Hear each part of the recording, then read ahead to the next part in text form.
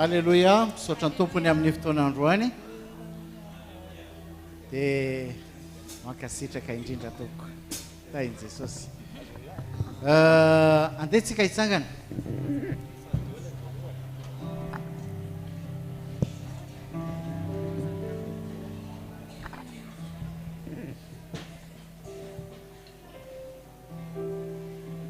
Zao no lazainy mpanao salamo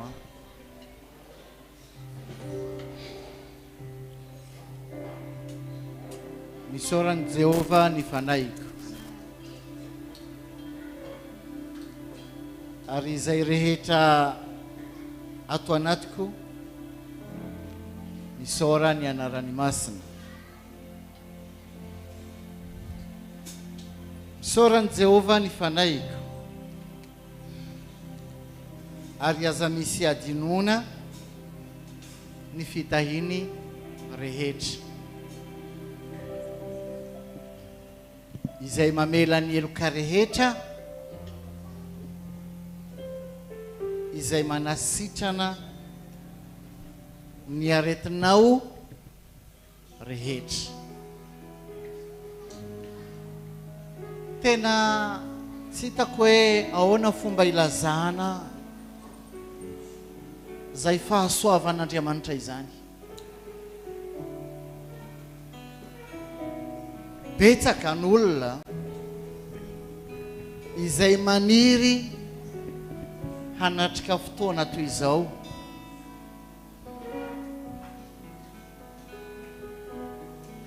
fa noho ny antony maro anisan'izany antony ara-pahasalamana dia tsy afaka.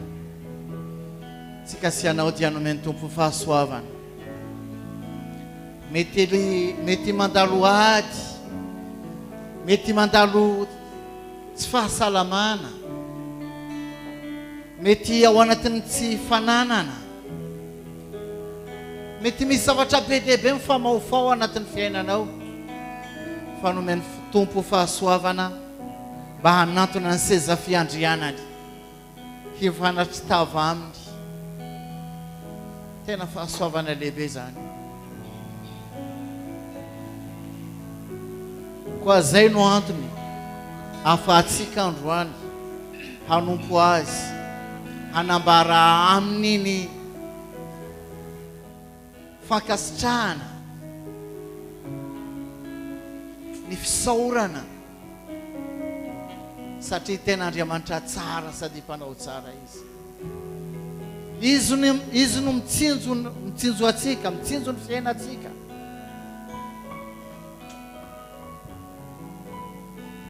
Mety hanao ahoana ny fiainatsika raha tsy voavela ny helotsika? Mety hananatsika ny zavatra rehetra izay mety hirinofo, fa raha tsy voavela ny heloka ny olona anankiray miaina ao anatin'ny tebiteby, ao anatin'ny tahotra, ao anatin'ny korotana. Fa misaotra nohony amin'ny fahasoavana. Ary andehantsika hitera ny tompo hankalaza azy satria nahoana voavela ny helotsika. Amen. Satria nahoana voavela ny helotsika.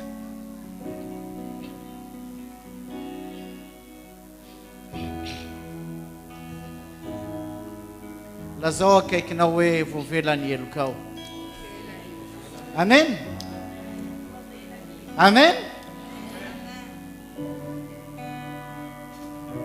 Alléluia. Misaotra anao Jesosy. Tsy ampy Tompo ny teny izay iafanay hanambara ny fankasitrahana, ny fisaorana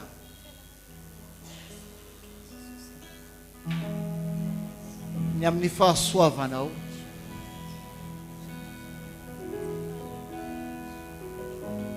Tsy hainay ny tsy hisotra, tsy hidera, sy hanome voninahitra ny anaranao noho ny famindramponao. Tena mahatsapa fa voavela eloka izahay. Ary izay indrindra Tompo no antony ny hidiranay ny anaranao masina. Ianao ilay mamela ny eloka rehetra sy manasitrana ny aretinay rehetra. Misaotra ny amin'ny fahasoavanao, satria noho ny fahasoavanao dia afaka manatona ny seza fiandriananao, afaka mifanatritava aminao androany maraina.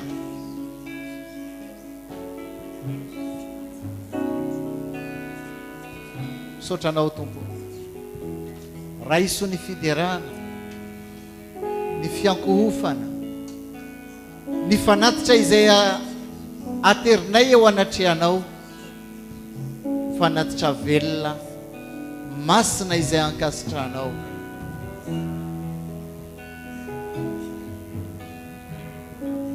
Fantatrao fa tsy tanteraka izahay, nefa te hitondra fanatitra masina eo anatrehanao, fanatim-piderana, fiankohofana, fankasitrahana eo anatrehanao. Ianao ilay mendrika, ianao ilay masina, ianao ilay ambony indrindra.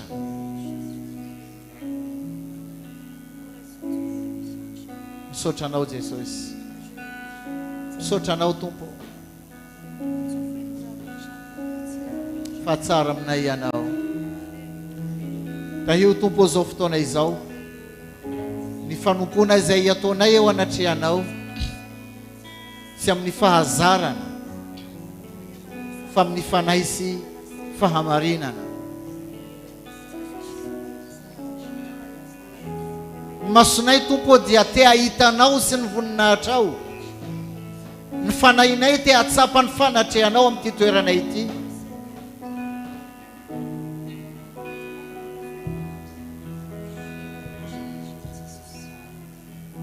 Mendrika ianao Tompo,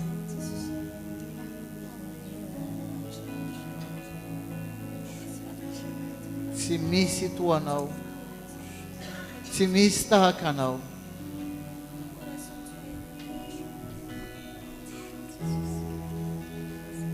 Alléluia.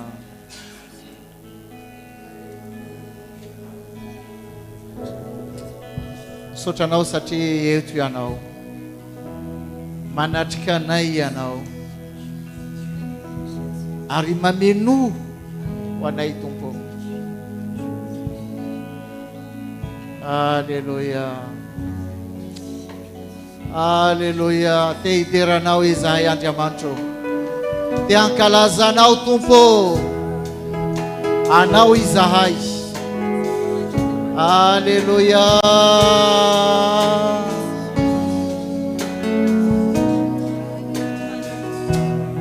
Alléluia. Misaotra Jesosy.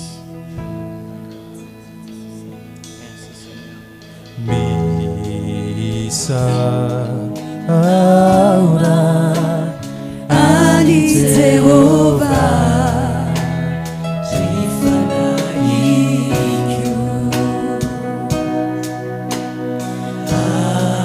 Azaret Atwanatiku Misaura nyana Masina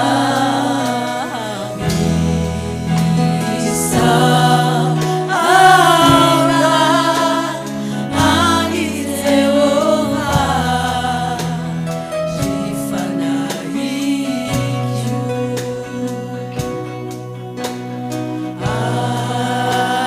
amis atinuna ni fitai ni Isana melani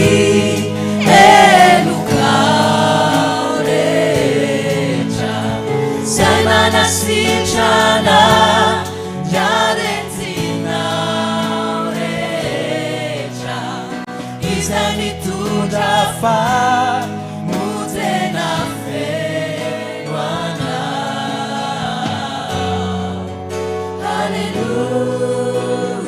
Hallelujah Isana melani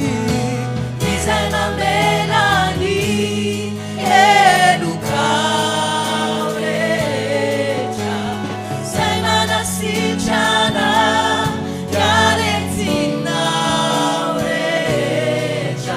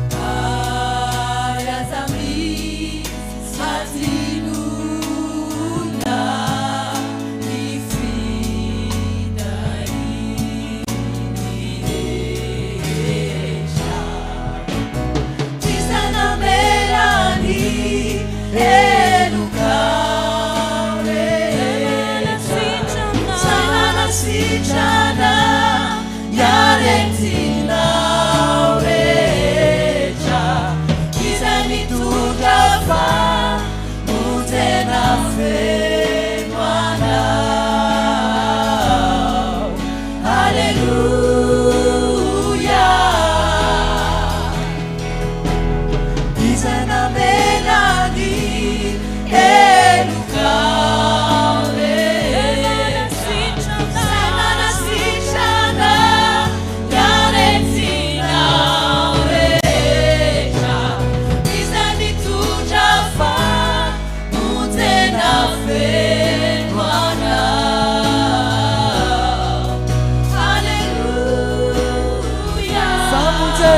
Fewana Famutena fewana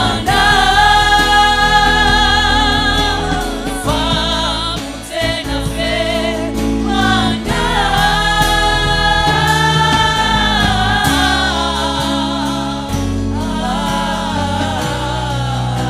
Faiza Isana melani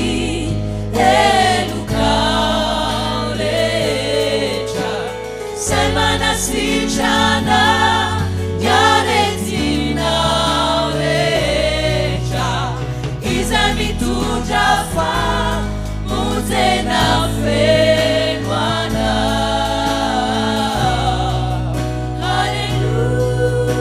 Hallelujah Izami tujafa mutena fewana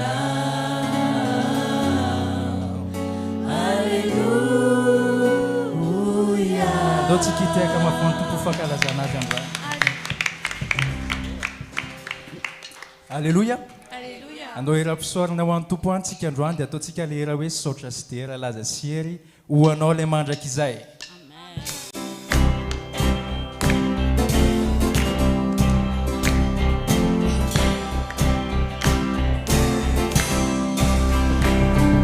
Saotra sidera laza siery uanaolay mandrakiza Yulundrehetra yulundrehetra sy ny tontolo miondrika eo anatreana saotra sidera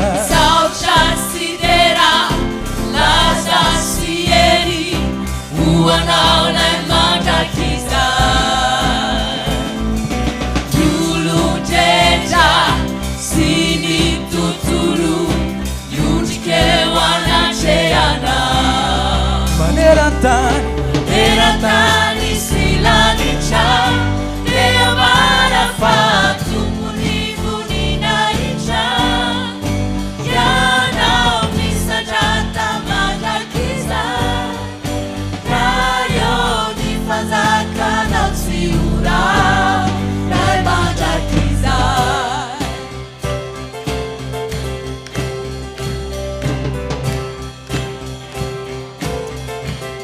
saotra sidera laza sy hery uanaolay mandrakiza yulundrehetra sy ny tontolo miondrika eo anatreana saotra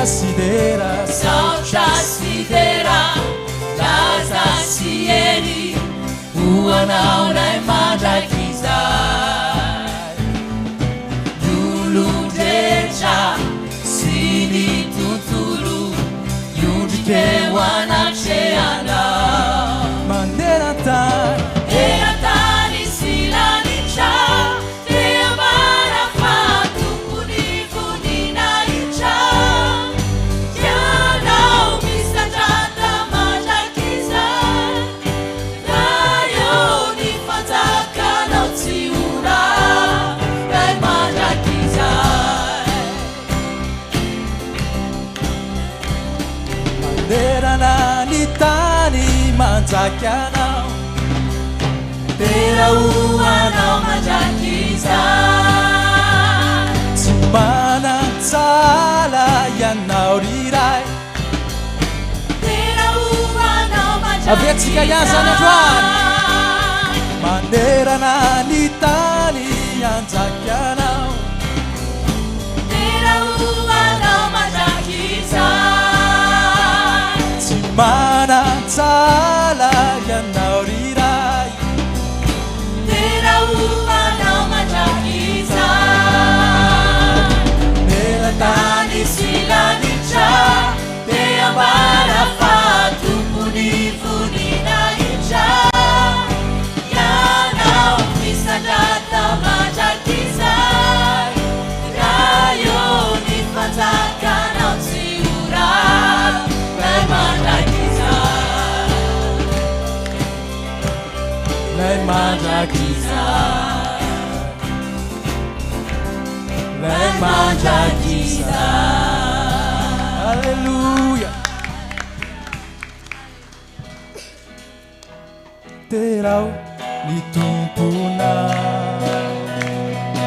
asandra toy izy fa tompo lehibe tsy mpanjaka izy endrika hoderany terao lay sanany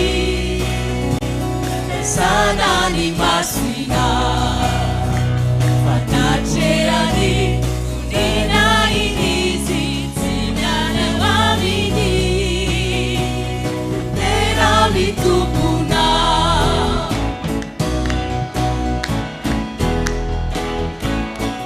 terao ny tompona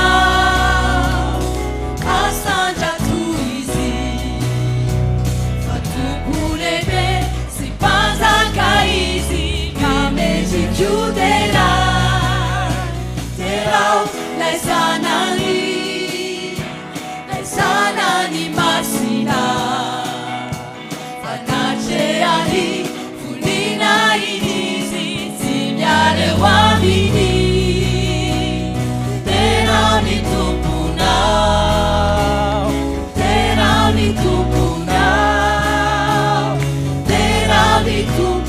raha tsika tiako zany androany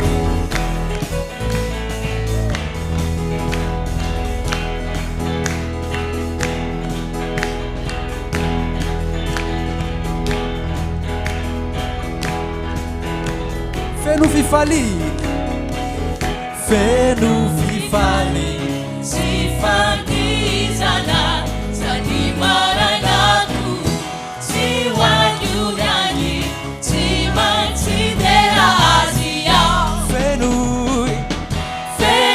fifali Sifandizana Sanimaranaku Siwanyunani Simansidera Asia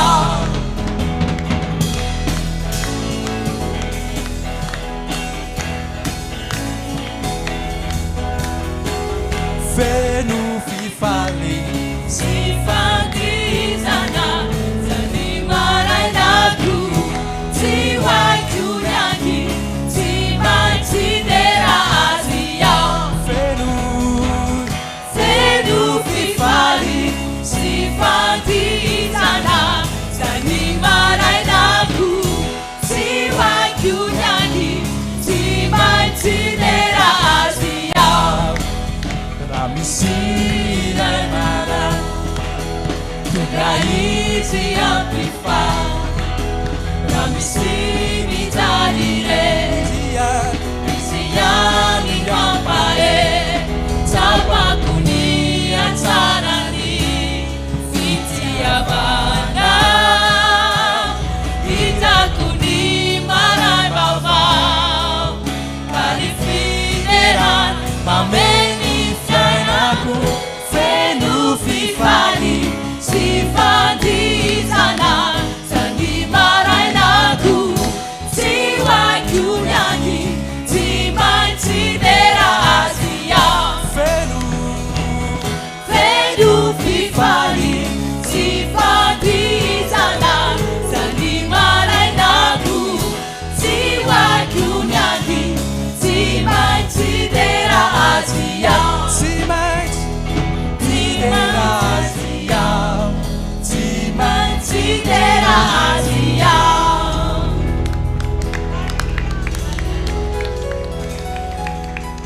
anda wifali sianada chazi ni fade sera lewamini Eternity andawi yubi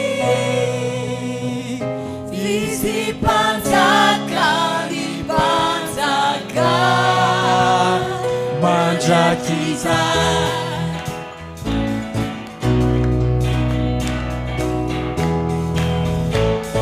fifalina fiainana Fifalina ni fiainana Refa eli tupu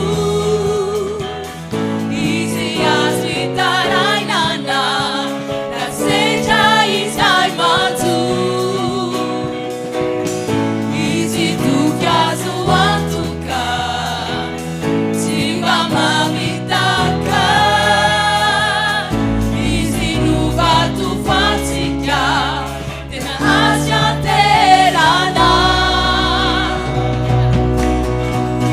anda wifali Sianada chazi Nifane sera Ewamini Etenieri Andawi yubi Visi pantaka Ni pantaka anda wifali Andawi fali Sianada chazi Nifane sera Ewamini Etenieri Andawi yubi Visi pantaka Ni pantaka ratsikateka fekirandroany alleluia tesosio fifali Fifalina ni fiainana Refa eli tupu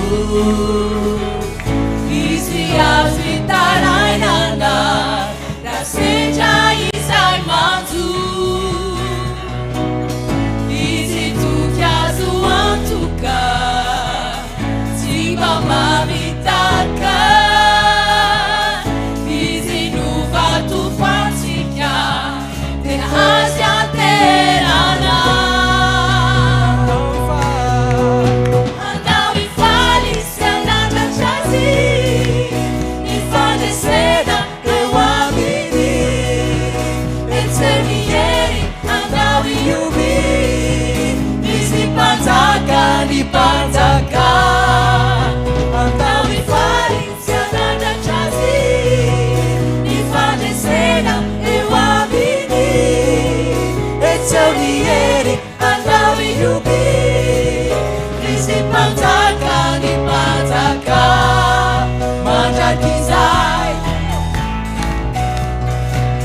mandrakizay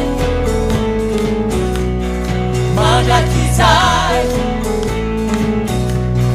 mandrakizay mandrakizay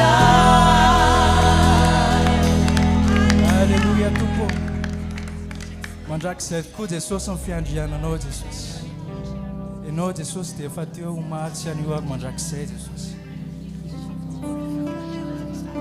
noho izany zay Jesosy dia mbola mitera ihany manandratra ny herinao Jesosy satria ianao Jesosy ny tompony hery rehetra Alléluia Alléluia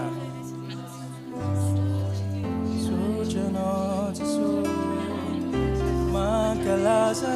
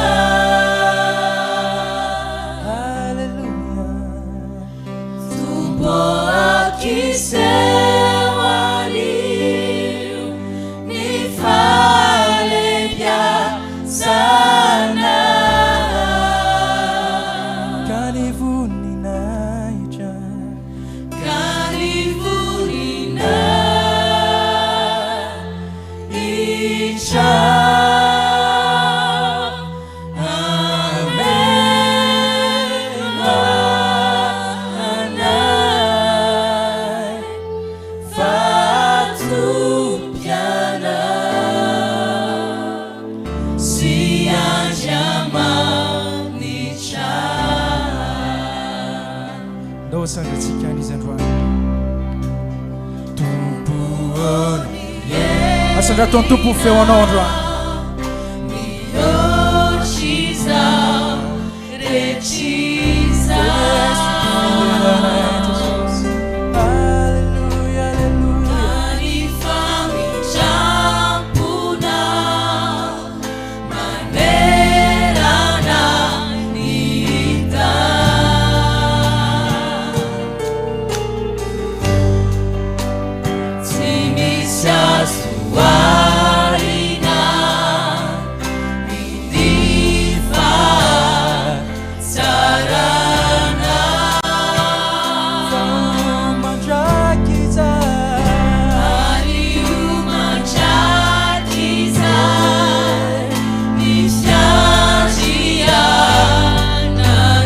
Sandratsika ho an'ny tompo ny tanatsika androany dia hira tompo misandrata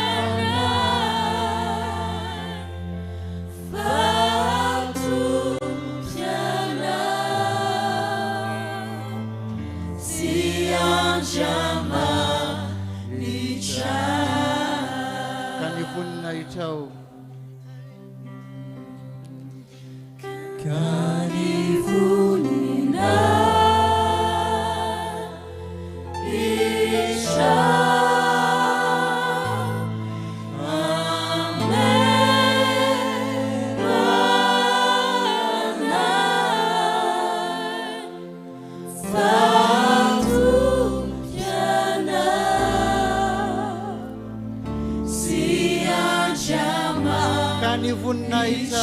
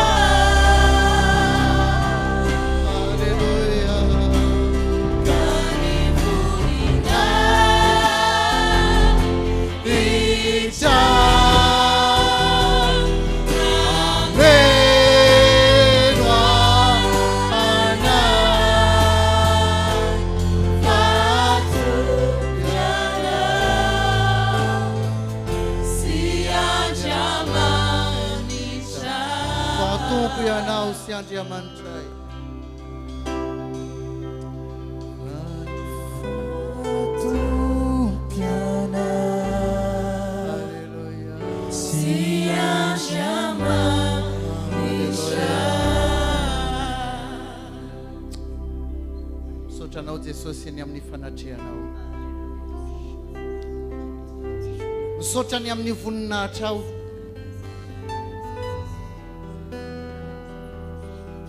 ny voninahitra ao izay arotsaka ao ny vony fiangonanao ankehitriny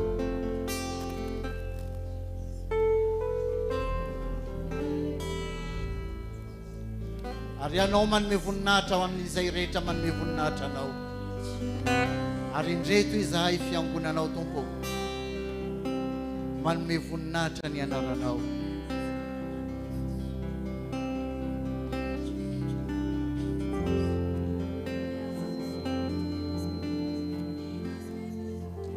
Alleluia midiranao izahay Jesosy Alleluia andaotsika hiderany tompo fa eto izy anasitrana ny aretina rehetra hamela ny eloka rehetra ama izay rehetra voagenja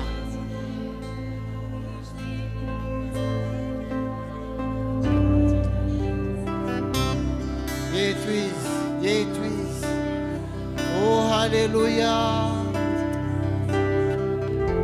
eto izy misaotranao Jesosy fanatrianao misaotra Andriamanitra mpanao fahagagana Andriamanitra mpanasitrana Alleluia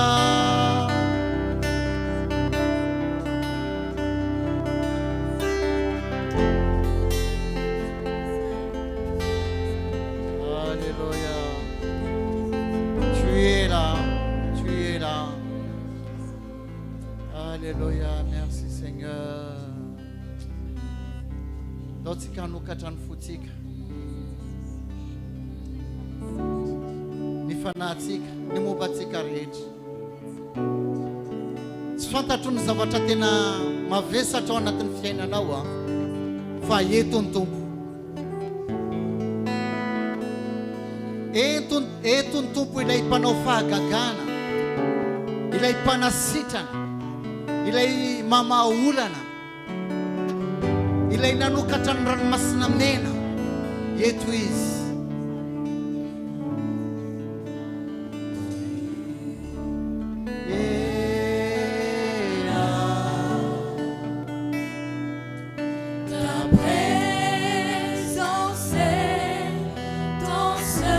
Tena milonzany ianao.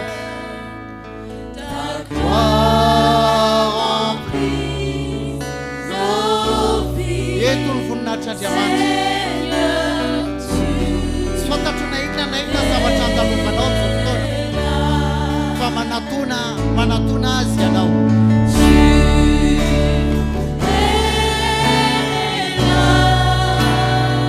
Manatona ty aloha. Raha marary ianao, raha misy zavatra mamabo anao, raha misy zavatra manamavesatra ny fiainanao, manatona ny voninahitran'Andriamanitra fa hivavaka ho anao izy. Oh, haleluya. Na inona zavatra tena mavesatra anaty fiainanao, eto vanasitrana hanakana anao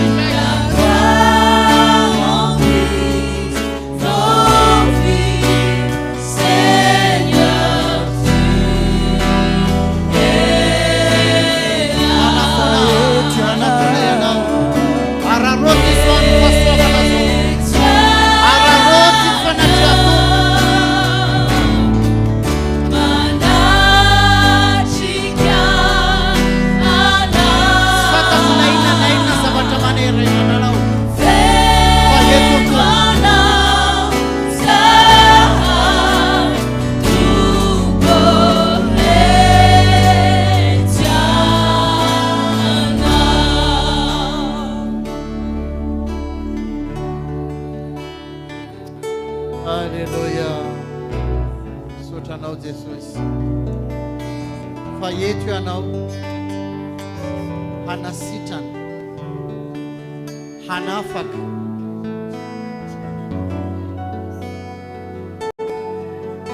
tsy ny olona salama no mila fitsaboana fa ny marary.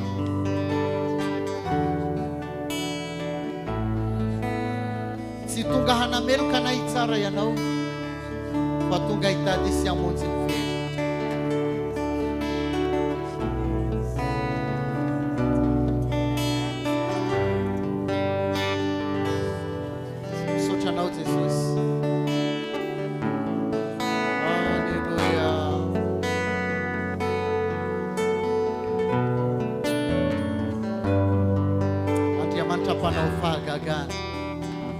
Tsy miova ianao malisi an'io ary mandrakizay.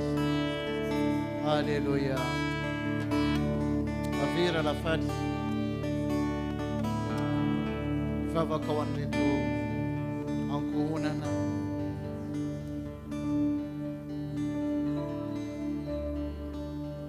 izay nona sy mangetaheta ny intervention tompo ao anatin'ny fiainana. Alléluia. Merci Jésus. Alléluia. Raha eo amin'ny anaran'i Jesosy zavatra fantatray dia eto ianao amin'ity maraina ity. Ianao no mahita ny fonay, ny atalalin'ny fonay tsiraray avy na reto galasiana bavy zay mananto reto anoloana eto amin'izao fotoana izao. Ianao le Andriamanitra ray izay mahay ny zavatra rehetra. Tonga eto anoloanao izy amin'ity maraina ity Tompo, tena manetry ny tenany izy. Mahatsapa tokoa fa tena mila anao izy androany. Mila mikasika ao izy ireo androany. Mila ny fiasanao manokana izy ireo androany. Tompo miantso anao zay androany vavaka ho an'izy ireo zay androany Andriamanitra raha izy manaova asa lalina ny ampony izy ireo amin'izao fotoana izao mikasy manokana tompo manasitrana tompo amin'ny anaran'i Jesosy amin'ny anaran'i Jesosy aoka etsiketo ny voninahitra ao amin'ny tsy maraina ity aoka ny eo ny herinao manokana ianao Andriamanitra aoka amin'ny eo ny fahasoavanao manokana ianao Andriamanitra tompo tena miandry anao izy ireo androany manatena anao satria matoky araha izy fenao le Andriamanitra tompo ny fahefana sy ny hery rehetra ho misy zava mahagaga tsy haiko ataova ozy ny teninao Andriamanitra hainao atao ny zavatra rehetrarehetra androany tompo manangana androany tompo manafa androany tompo manasitrana manokana amin'ny anaran'i Jesosy amin'ny anaran'i Jesosy Kristy avy any Nazareta aoka hiasa amin'ny fahafenona manokana ianao aoka amin'ny eo ny voninahitra ao manokana ianao aseho fa Andriamanitra velona ianao Andriamanitra raha izy kasio ny tsirairay avy androany Jesosy eo kasio ny fo mety marary androany maratra androany sitrana amin'ny anaran'i Jesosy manangana ianao Andriamanitra raha izy ninina Andriamanitra mety vesatra ao aminatiny tsirairay veto androany ianao Andriamanitra ny hitondra aminafaka an'izany ianao Andriamanitra ny hanamaivana an'izany amin'ny anaran'i Jesosy amin'ny anaran'i Jesosy dia any Nazareta alleluia miasa Jesosy matoky anao izahay Jesosy ali anaranao dia anarana mahagaga anaranao dia anarana manasitrana anaranao dia anarana manafaka anaranao dia anarana zay mitondra famelobelomana manokana aoka ianao amelombelona ny tsirairay avy androany aoka ianao anangana ny tsirairay avy androany aoka hiasa ianao any anatin'ny tsirairay avy androany amin'ny anaran'i Jesosy amin'ny anaran'i Jesosy raiso ny kasika Andriamanitra androany raiso ny kasika Andriamanitra androany raiso ny fanasitanana Andriamanitra androany raiso ny famelobelomana Andriamanitra androany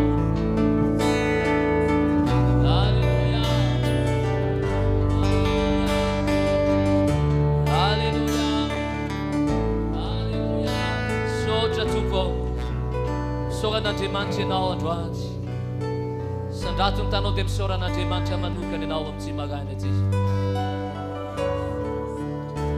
alleluia misaotra tompo makasitraka anao izahay ho anao ny voninahitra rehetrarehetra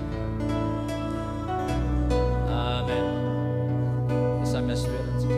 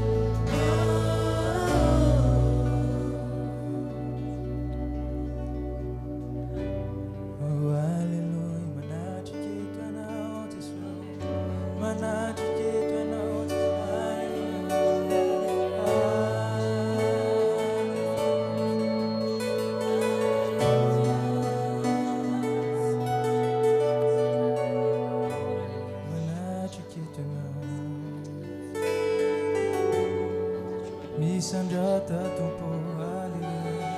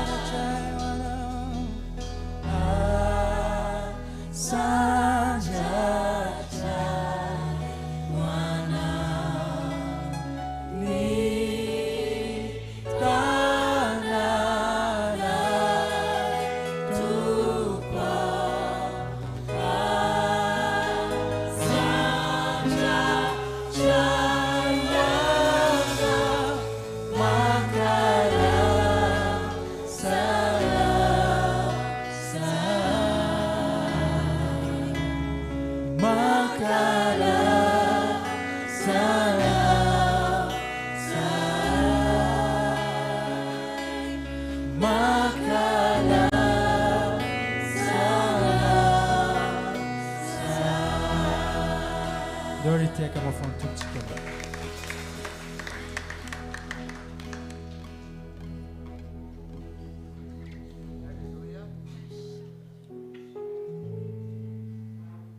Mbola toisitsika ny fankalazana ny tompo amin'ny alalan'ny fanatitra fa mialohan'izany dia misy tenandriamanitra anankiray izay tiako zaraina amintsika ho fampaherezana ho antsika tsirairay ao anatin'ny bokin'ny Korintianina 2:7 ka manomboka amin'ny andininy faha enina zao no voasoratra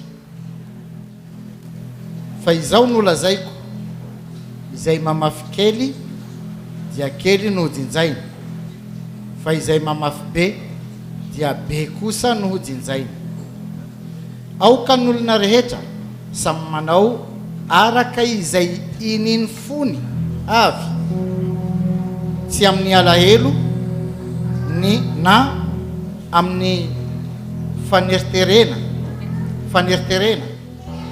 fa ny mpanome amin'ny fifaliana no tian'Andriamanitra.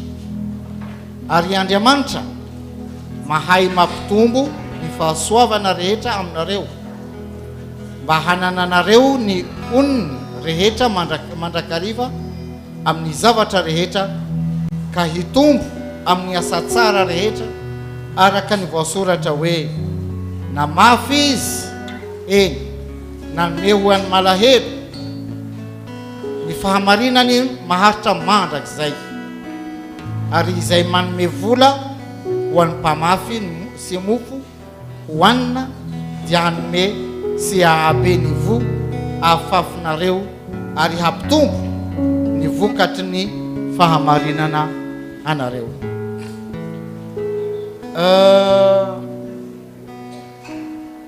Ohatrany principe tsotra ny famafazana. Ny tenin'Andriamanitra milaza hoe rehefa mamafy kely dia mazava ho azy fa kely no jenjainy. Tsy karazana fampirisihana ankola ka hoe omeo be dia be, satria ny toy ny teny diany hoe izay manome ampifaliana izay no ankasitrahany. Fahasoavana lehibe matoy itsika afaka mandray anjara amin'ny famafazana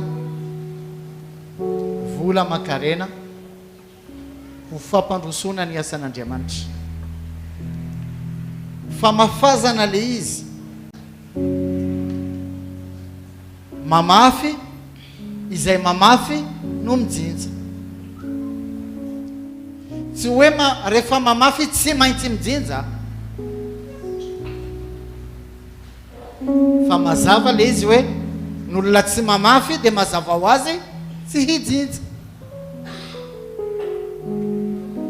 fa izay mamafy ihany no afaka manatena ny fahasoavan'Andriamanitra, manatena ny famorampon'Andriamanitra, manatena ny fitahian'Andriamanitra, satria nahoana na mafy.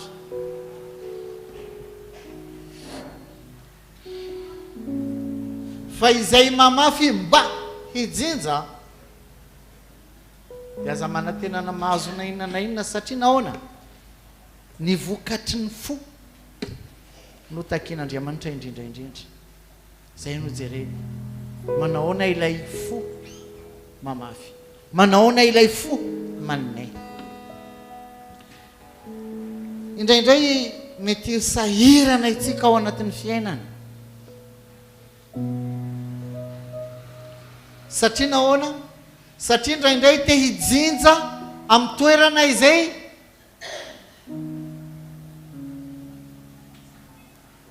tsy namafazana.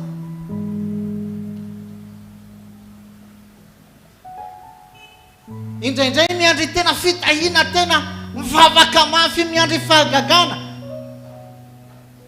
manirinina miandry hoe ty gorodana ity misy zavatra mipotra.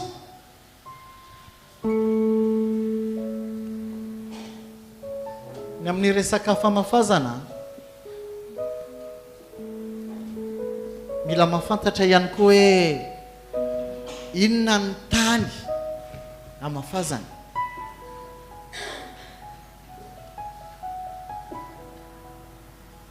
Inona ny anaran'izany tany zany? Volany ve? Zany hoe sakafo ve? Rendrarendra ve? Be dia be ny zavatra, be dia be ny toerana, be dia be ny tany. Fa ny tena tany tena tsara indrindra dia ny fanjakan'Andriamanitra. Amen. Satria raha tsy hijinja androany ianao azo antoka zato isan-jato fa hijinja rapitso. Satria izay afafin'olona no maninona no jinjainy. Mety mijinja androany, mety mijinja amin'izao fiainana izao ary mety sady mijinja amin'izao fiainana izao no mijinja amin'ny fiainana mandrakizay ary izay ny tena tsara indrindra amen noho izany ny tompo manome atsika fahasoavana mba ahafahantsika hoe tena handray anjara amin'ny famafazana ho an'ny fanjakany dia tsika hitsangana hitondra ny fanatitra izay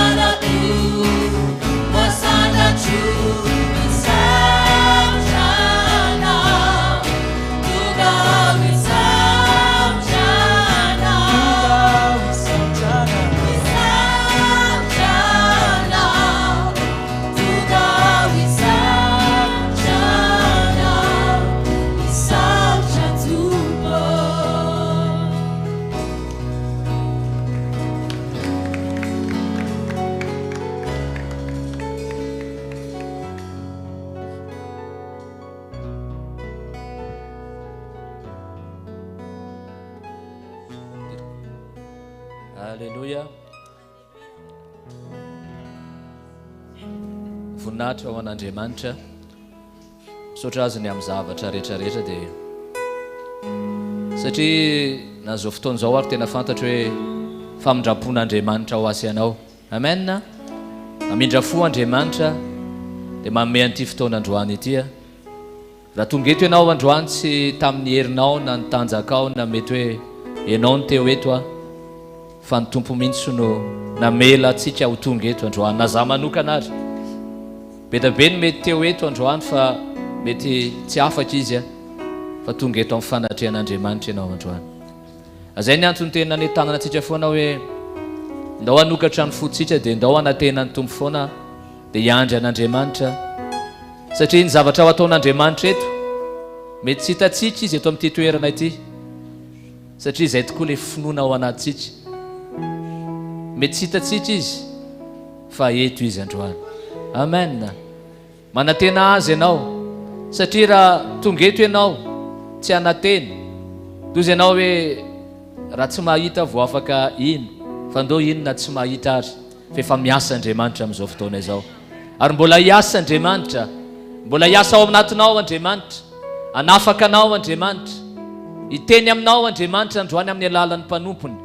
Dia sokafo ny fonao satria tsy Andriamanitra maniraka olona izy androany hiteny indray eo amin'ny fiainantsika tsiraray avy.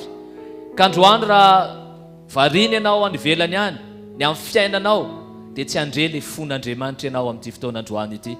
Ka zava-dehibe androany manomboka amin'izao ora izao izay ahafahan'ny mpanompo ny tondra ny tenin'Andriamanitra. Donc ianao tena hifantoka ao anatin'izany. Mila fifantohana galasy anabavy a. Avelao ny zavatra rehetrarehetra any ivelany tompo andrehanao amin'ny tena aty anatoko aty.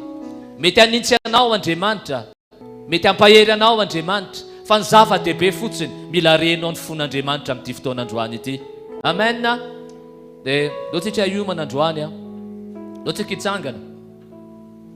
Dia iritsika tirana kaity hoe avifanay masonao eto ao a, eo anatrihan'ilay ray a, dia raisitsika alatsio hitondra ny tenin'Andriamanitra amin'ity fotoana androany ity a.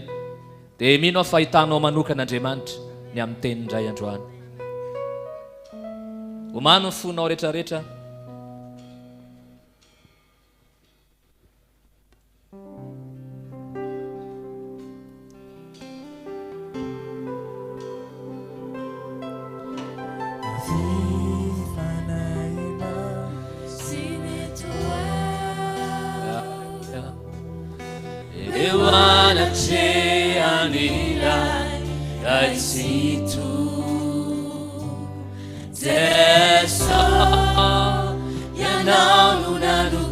Jani lalaku faminjamu leipe te aitanawa sinifuni naija arikuni falemya sana kaumekwana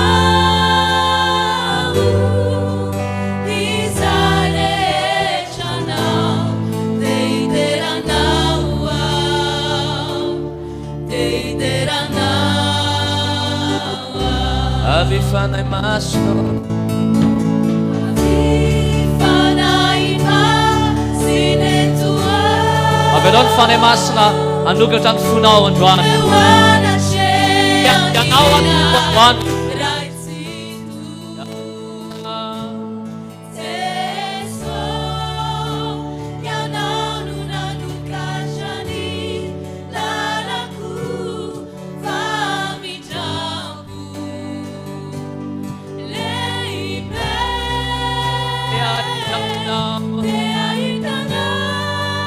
Eta ao anatinao raha le tenin'Andriamanitra ianao androany.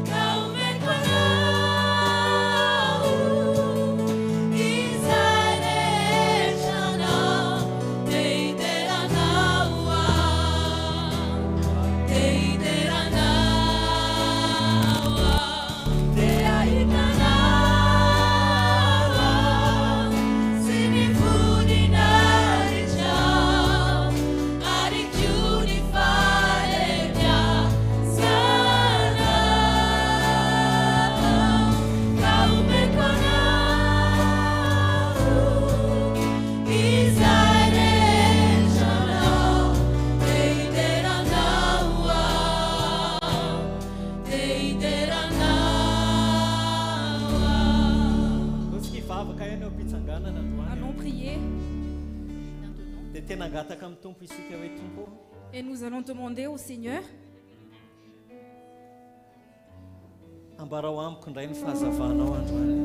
exprime-moi ta lumière.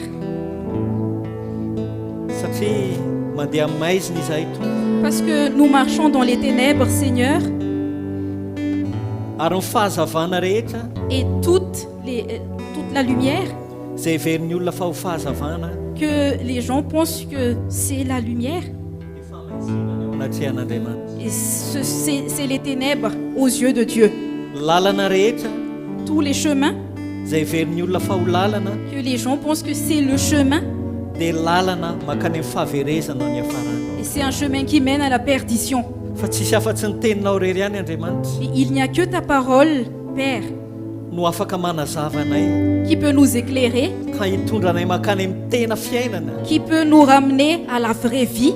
ka androany Jesosy a Alors aujourd'hui, Jésus, ambarao aminay ny teninao parle-nous, exprime-nous ta parole.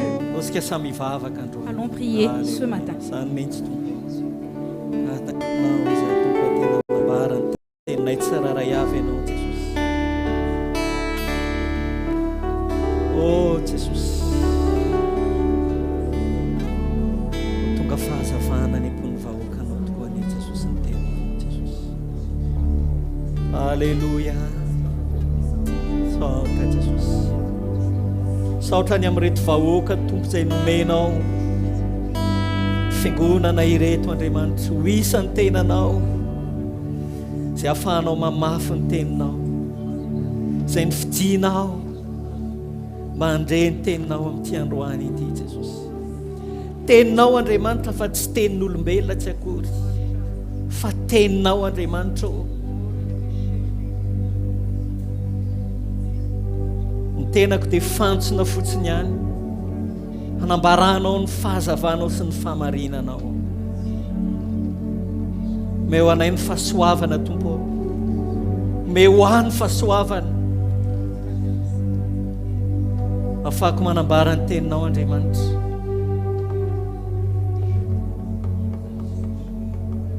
tsisy anampiana ary tsisy ilatsaka Andriamanitra fa ny fahazavana izay tianao ampita amin'ny fiangonanao taoka ambaranao zany tompo any am-pony tsiraray avy saotra Jesosy eo amen afaka mahazo toerantsika androany Nous pouvons nous asseoir aujourd'hui.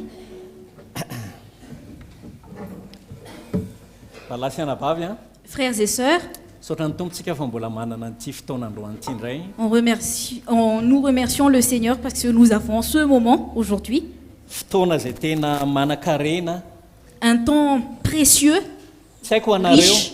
Je ne sais pas pour vous, fa ho anahy ino koa fa ho an'ny mpanompon'Andriamanitra tsiraray avy a mais pour moi, et je crois aussi que ça en est de même pour tous les serviteurs de Dieu, dia zao hoe ny tena fotoana angamba ny important na manan-danja indrindra le moment le plus important, dia zao hoe ny fiaonana amin'ny fiangonan'Andriamanitra c'est que l'Église de Dieu se réunit. miaona amin'ny fiangonana satria eo a no afaka mifandranitra isika mifampahery a mifamporisika Parce que c'est là où nous pouvons nous aiguiser, nous pouvons nous exhorter, afaka mifampahery isika nous pouvons nous exhorter. amen Amen. ary androany tena misy tahotra raha lasianabavy Et aujourd'hui, il y a une crainte, frères et sœurs. tena teneniko anareo fa tsy mora Je vous le dis, c'est pas facile ny hoe mitondra ny tenin'Andriamanitra de porter la parole de Dieu. ary mitondra an'izany a tsisy anampiana ary tsisy alatsaka Porter la parole de Dieu sans enlever ni rajouter. aza misaotra hoe tsy irery akory androany a Et je remercie parce que je ne suis pas seule fa eo ny aujourd'hui, rahalahy mais il y a les frères izay andao atao hoe mba tsy irery iteny izay tiako tenenina eto akory a allons dire, pour que je ne puisse pas dire ce que je veux aujourd'hui, fa tena ny fon'ny tompo no ambaran'ny tompo amintsika tsiraray avy mais c'est le cœur du Seigneur qu'il veut nous exprimer à chacun de nous aujourd'hui. satria rehefa mijoro ohatra zao raha lasianabavy a Parce que quand je me tiens debout ici, aujourd'hui, comme ça, dia zao hoe zava-dehibe ny hoe mitondra ny feo an'Andriamanitra sy ny fon'Andriamanitra marina c'est très important de porter la parole de Dieu, le cœur de Dieu. inona ny zavatra ilain'ny fiangonana inona ny zavatra tian'ny tompo tsy tiako a tsy tiany rahalahy Mansour na ifaly a Qu'est-ce que l'Église a besoin et qu'est-ce que le Seigneur veut? Ce n'est pas ce que Mansour veut ou Fali veut, mais uniquement sa volonté. ny sitrapon'Andriamanitra ny tiany tompo ho rentsika c'est sa volonté que Dieu veut que nous entendons.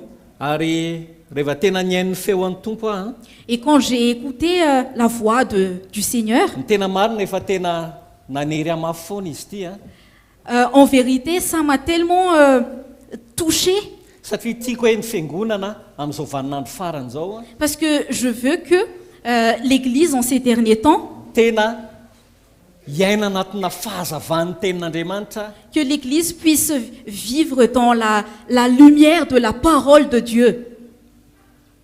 tsy ho fiangonana superficiel na mandeha amin'ny endrika ivelany hoe manana anarana kristianina fotsiny Et isika qu'on ne soit pas une Église superficielle et qui porte l'étiquette d'un chrétien, fa tena fiangonana miandro ny fiavian'ny tompo marina mais une Église qui attend vraiment le retour du Seigneur. tsy amin'ny teny Ce n'est pas seulement des paroles, tsy amin'ny fahalalana hoe ho avy ny tompo et c'est pas juste par connaissance, oui, le Seigneur va revenir, fa tena raha tena ho avy marina ny tompo raha lasianabavy mais si le Seigneur va vraiment revenir, frères et sœurs, dia misy fiatraikany aty amin'ny fitondrantenantsika zany et il y a un impact dans notre conduite, misy fiatraikany hatraty amin'ny fitondrantenantsika zany il y a un impact jusqu'à notre conduite, ary amin'izay taridalan'izay et dans cette direction, no tiako ampaherezina antsika androany c'est dans cette direction que j'aimerais vous encourager aujourd'hui. hiresaka teboka vitsivitsy kely fotsiny aho Je vais parler, je vais vous partager quelques points. izay raha le loha hevitra mahakasika ny atao hoe fiavian'ny tompo Si le thème sur l'avènement du Seigneur, dia tena midadasika be le izy ce thème est très vaste. satria ataoko hoe tsy haiko firy toroteny firy na afatra firy avo afaka tena mazava zany Parce que cela sera clair, je ne sais pas c'est pendant combien de prédications que ce thème sera vraiment clair pour nous. ary tsy hitondra fampianarana akory androany Et je ne vais pas ramener un enseignement, fa mety ho avy ny fotoana andray androany mais un moment viendra izay mety hikokan'ny fiangonana tanteraka que l'Église pourra vraiment bénéficier ny détail-na ny atsipiriany rehetra mahakasika an'izany fiavian'ny tompo zany de tous les détails sur l'avènement du Christ. fa androantsika Mais aujourd'hui, dia hiresaka nous allons en parler. hifampirisika sy hifampahery Nous allons nous exhorter, nous allons nous encourager ao anatina teboka vitsivitsy dans quelques points. ary averika any ny tanjona Et je répète encore l'objectif, dia zao hoe tsy niaza hotsika hoe fahalalana akory c'est que nous ne soyons pas remplis de connaissances, fanjatra tena nanery ny foko ary tena vavahako lalina tao anatin'ny foko mais ce qui était vraiment dans mon cœur, et j'ai prié pour cela, dia zao hoe ny afahantsika mandrisika na ahoana moa milaza an'izany manitsy mirectifian'ny fitondrantenantsika c'est que nous puissions rectifier notre conduite mialohan'ny fiavian'ny tompo avant l'avènement du Seigneur. any zany tiako tsindrina kokoa androany Et c'est dans cette direction que j'aimerais vraiment mettre l'emphase, satria fantatra parce que je sais, fa amintsika rehetra zay manatrika eto reto parce que chacun de nous, ici na ho présent, an'ny tenaka ihany koa aza même pour moi, na ho atsika zay mety mandre manaraka ihany et koa même aza pour ceux qui nous suivent en ligne, mety mifiainantsika mbola ao anatina andao atao anelanelany sady tsy mafanany tsy mangatsika peut-être que notre vie n'est ni bouillon, ni froid, tiède, fa ny tenin'Andriamanitra nie mais que la parole de Dieu, aoka ampahery atsika que la parole de Dieu puisse nous encourager, afahantsika maneho safidy marina afin que nous puissions faire un choix, fa andeha amin'ny sitrapon'Andriamanitra amin'izay ao que nous allons vraiment marcher selon la volonté de Dieu. amen raha maiky loha hevitra kely le tenin'Andriamanitra androany Et si je vais donner un titre, un thème à la parole de Dieu d'aujourd'hui, dia zao hoe ho hita matoky amin'ny fiaviany c'est que nous soyons trouvés fidèles à son avènement, amen mandra-piaviny jusqu'à ce qu'il revienne. mandra-piaviny teneny eo akaikinao Dis à ton mandra-piaviny voisin, jusqu'à ce qu'il revienne. hainareo zany hoe mitoetra mahatoky zany Est-ce que vous savez c'est quoi demeurer fidèle? tsy tanteraka akory Ce n'est pas une question de perfection, fa mahatoky fidèle zany mais nous sommes fidèles amin'ny tompo au Seigneur manoloana ny fitondrantenantsika sy ny fiainantsika manontolo face à notre conduite et toute notre vie entière. ny zava-dehibe Mais ce qui est important, ny tena mahaliana ny olona amin'izao vaninandro farany zao ce qui intéresse les gens ces derniers temps, dia maro ny olona mandinika hoe roviana ara ny tompo no avy. il y en a beaucoup qui regardent, mais quand est-ce que Jésus revient, quand est-ce que le Seigneur revient? Dia miezaka izy ireo mamantatra ny famantarana rehetra, inona ny zavatra mitranga sy ny sisa. Et ils font l'effort pour connaître quels sont les signes du retour du Seigneur. Dia manao kajikajy ny olombelona.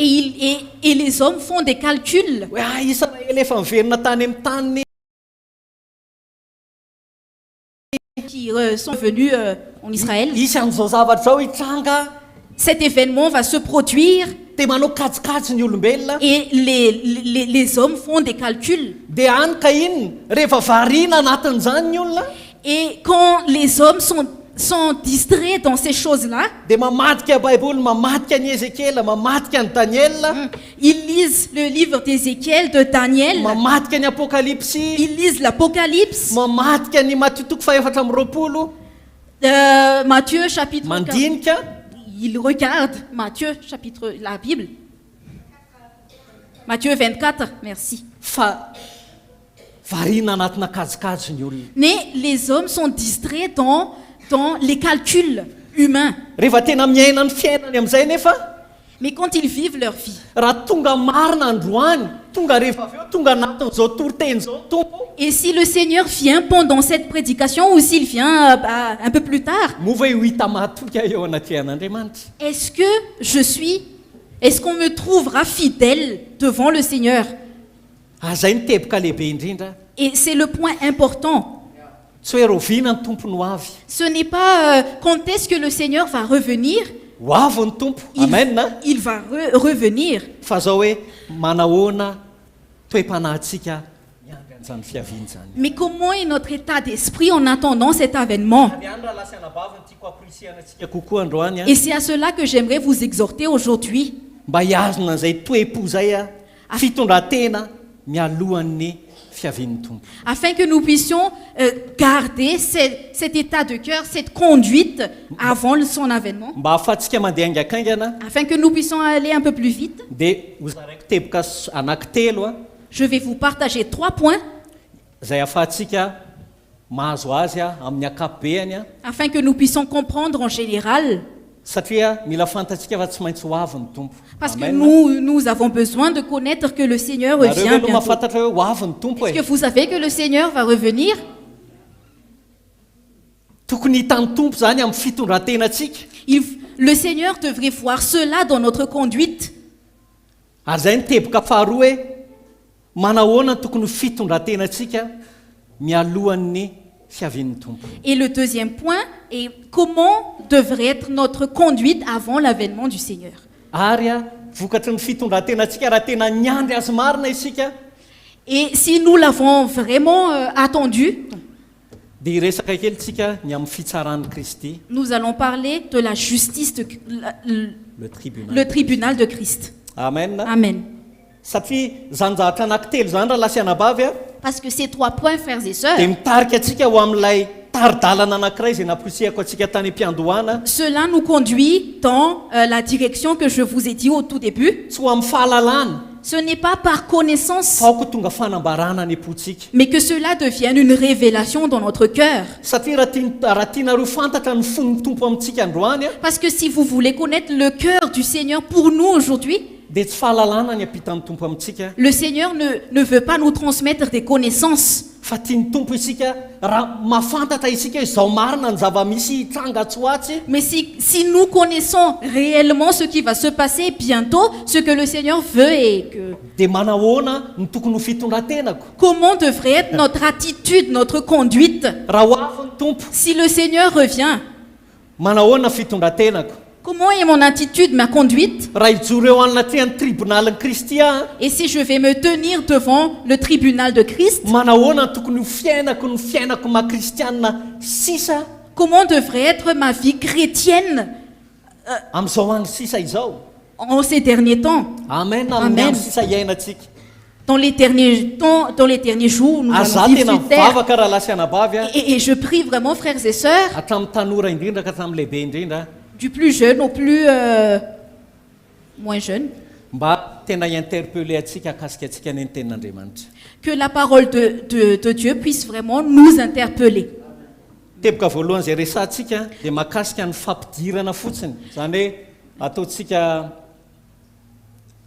introduction fotsiny amin'ny fiavian'ny tompo a. Et le premier point que nous allons voir, c'est l'introduction à l'avènement du Seigneur. Amen. Amen. Ary tadinareo fa isaky miresaka ny mahakasika ny fitsanganan'ny tena maty a. Et rappelez-vous que lorsque nous parlons de la résurrection, Rehefa miresaka ny fiavian'ny tompo Paoly apôstôly a, et lorsque l'apôtre Paul parle du retour du Seigneur, dia ao aorianan'izay izy a miresaka fahamailona foana, miresaka ny tokony fatoky itsika, ary miresaka ihany koa ny amin'ny tokony fiorenantsika. et Amen. il parle de que nous devons être Vigilance. fermes et notre vigilance aussi, Notre fidélité. et notre fidélité. Merci. Amen. Amen. Satria tsy tiany Paoly tsika hoe anapahalalana fotsiny, Parce que Paul ne veut pas que nous soyons remplis de connaissances, fa raha mahalala zavatra isika, mais si nous connaissons quelque chose, manahoana ny fiatraikan'izany aty amin'ny fitondratenantsika. comment cela impacte dans notre conduite. Amen. Amen. I Paoly ihany koa dia niandry Et Paul, tompo tahaka atsika. Paul aussi, il a attendu le Seigneur comme nous. Ozy izy hoe ahoana ozy izy Paoly amin'ny bokin'ny Tessalonianina, isika zay velona, Et qu'est-ce que Paul a dit dans Thessaloniciens? Nous, les vivants, isika ihany koa miandry ny fiavian'ny tompo, nous attendons aussi le retour du Seigneur. miandry ny fampiakarana ny fiangonana. Nous attendons l'enlèvement de l'Église. Amen. Amen. Zany hoe na Paoly ary tamin'ny vaninatiny a, Et donc Paul, à son époque, dia mba napita ny tenany ihany koa izy tao anatin'ny olona zay naniny, zay niandry ny fiavian'ny tompo. lui aussi, il faisait partie de ceux qui attendaient le Seigneur, le retour du Seigneur. Amen. Amen. Ary mino aho fa sika ihany koa dia isan'ny miandry tahaka azy ireo ihany koa. Et j'espère que nous aussi, nous attendons comme eux. Izy ireo miandry ny fitsanganan'ny tena maty, Ils ont attendu la résurrection isika miandry a satria isika ny taranaka farany raha lasiana baba. et nous attendons parce que nous sommes la dernière génération, frères et sœurs. Amen. Amen. Tsy maintsy ho tanteraka ny drafitr'Andriamanitra rehetra. Le plan de Dieu devrait être accompli. Vaky itsika ny Tesalonianina faharoa toko faharoa ny andinin'ny voalohany. Allons lire dans 2 Thessaloniciens chapitre 2, verset 1. Za zany a tsy hampianatra antsika ny fiavian'ny tompo a, tiako tsindrina zany zay a. Alors j'aimerais vous dire que je ne veux pas enseigner sur l'avènement du Seigneur, Fa te apita amintsika fotsiny ohatry ny hanindry kokoa any am-potsika, hanamafy any am-potsika, mais j'aimerais confirmer dans notre cœur auprès de satria vous, sao adinidinitsika zany. parce que nous risquons de l'oublier. Sao efa eto amin'ny vavatsika fotsiny sisa manonona an'izany, Peut-être que c'est juste des paroles pour nous, fa ao anatin'izany hamantarantsika ny itsitsika ny fitondrantenatsika. mais afin que nous puissions redresser notre conduite. Dia miresaka Paoly a Tesalonianina faharoa toko faharoa ny andiny voalohany. Dia izao no lazainy hoe ary mangataka aminareo zay rahalahy a, ny amin'ny zavatra anankiroa nresany, ary avahan'i Paoly mazava tsara fiavian'i Jesosy Kristy tompontsika sy ny hanangonany atsika ho eo aminy. Pour ce qui concerne l'avènement de notre Seigneur Jésus-Christ et notre réunion avec lui, nous vous prions, frères. Zany hoe misy zavatra anankiroa mazava tsara zany resan'ny apôstôly Paoly. Et donc il y a deux choses claires et distinctes que l'apôtre Paul est en train de dire. Dia misy ny antsoina hoe fiavian'ny tompo a, Il y a l'avènement du Seigneur, retourn'Andriamanitra, retourn'i Kristy zany le a, retour de Christ, l'avènement de Faharoa. Christ, et deuxièmement, fiavian'ny tompo faharoa. Fiavian'ny tompo faharoa. ah oui, et le Deuxième deuxième retour. avènement du Seigneur. Amen. Amen. Dia misy ny inona ny hanangonany atsika. Io zany le hoe fampakarana ny fiangonana. Et il y a notre réunion avec lui, et c'est à cela l'enlèvement de l'Église. Satria indraindray na zany zavatra zany ara tsy fantatry ny mpino akory, tsy fantatry ny kristianina akory. Parce que parfois, même cela, les croyants, les chrétiens ne connaissent pas cela. Hoe ho avy ny tompony ray androany a, anangona atsika, Que- apakatra ny fiangonany. Qu'un jour, le Seigneur va revenir pour réunir avec lui et enlever l'Église. Dia misy indray a tapany faharoa zay hiavian'ny Kristy faharoa. Et il y a le deuxième avènement du Christ. Amen. Amen. Izay iarahan'ny olo masina rehetra miara-manjaka aminy ozy Où izy. tous les saints vont vont régner avec lui. amen. Amen. Mila mivonontsika raha lasianabavy Nous avons besoin d'être prêts, frères et sœurs, fa tsy maintsy ho avy zany andro zany parce que ce jour va venir. betsaka nefa ny famantarana zay azo lazaina hoe fa betsaka ny zavatra nitranga rehetra atongavany sy me mahakaiky an'izany vaninandro zany indrindra amin'izao vanim-potoana zao. Mais on peut trouver plusieurs signes qui montrent cet avènement en ces derniers temps. Ny filaharany zavatra rehetra raha mimpandinika amin'ny baiboly a Et la chronologie des événements, ny filaharany Biblique. zavatra rehetra dia efa azo lazaina raha nikajikajin'izy ireo a si on regarde la chronologie, selon le calcul de ceux qui étudient la Bible, dia efa tena akaiky ny tompo.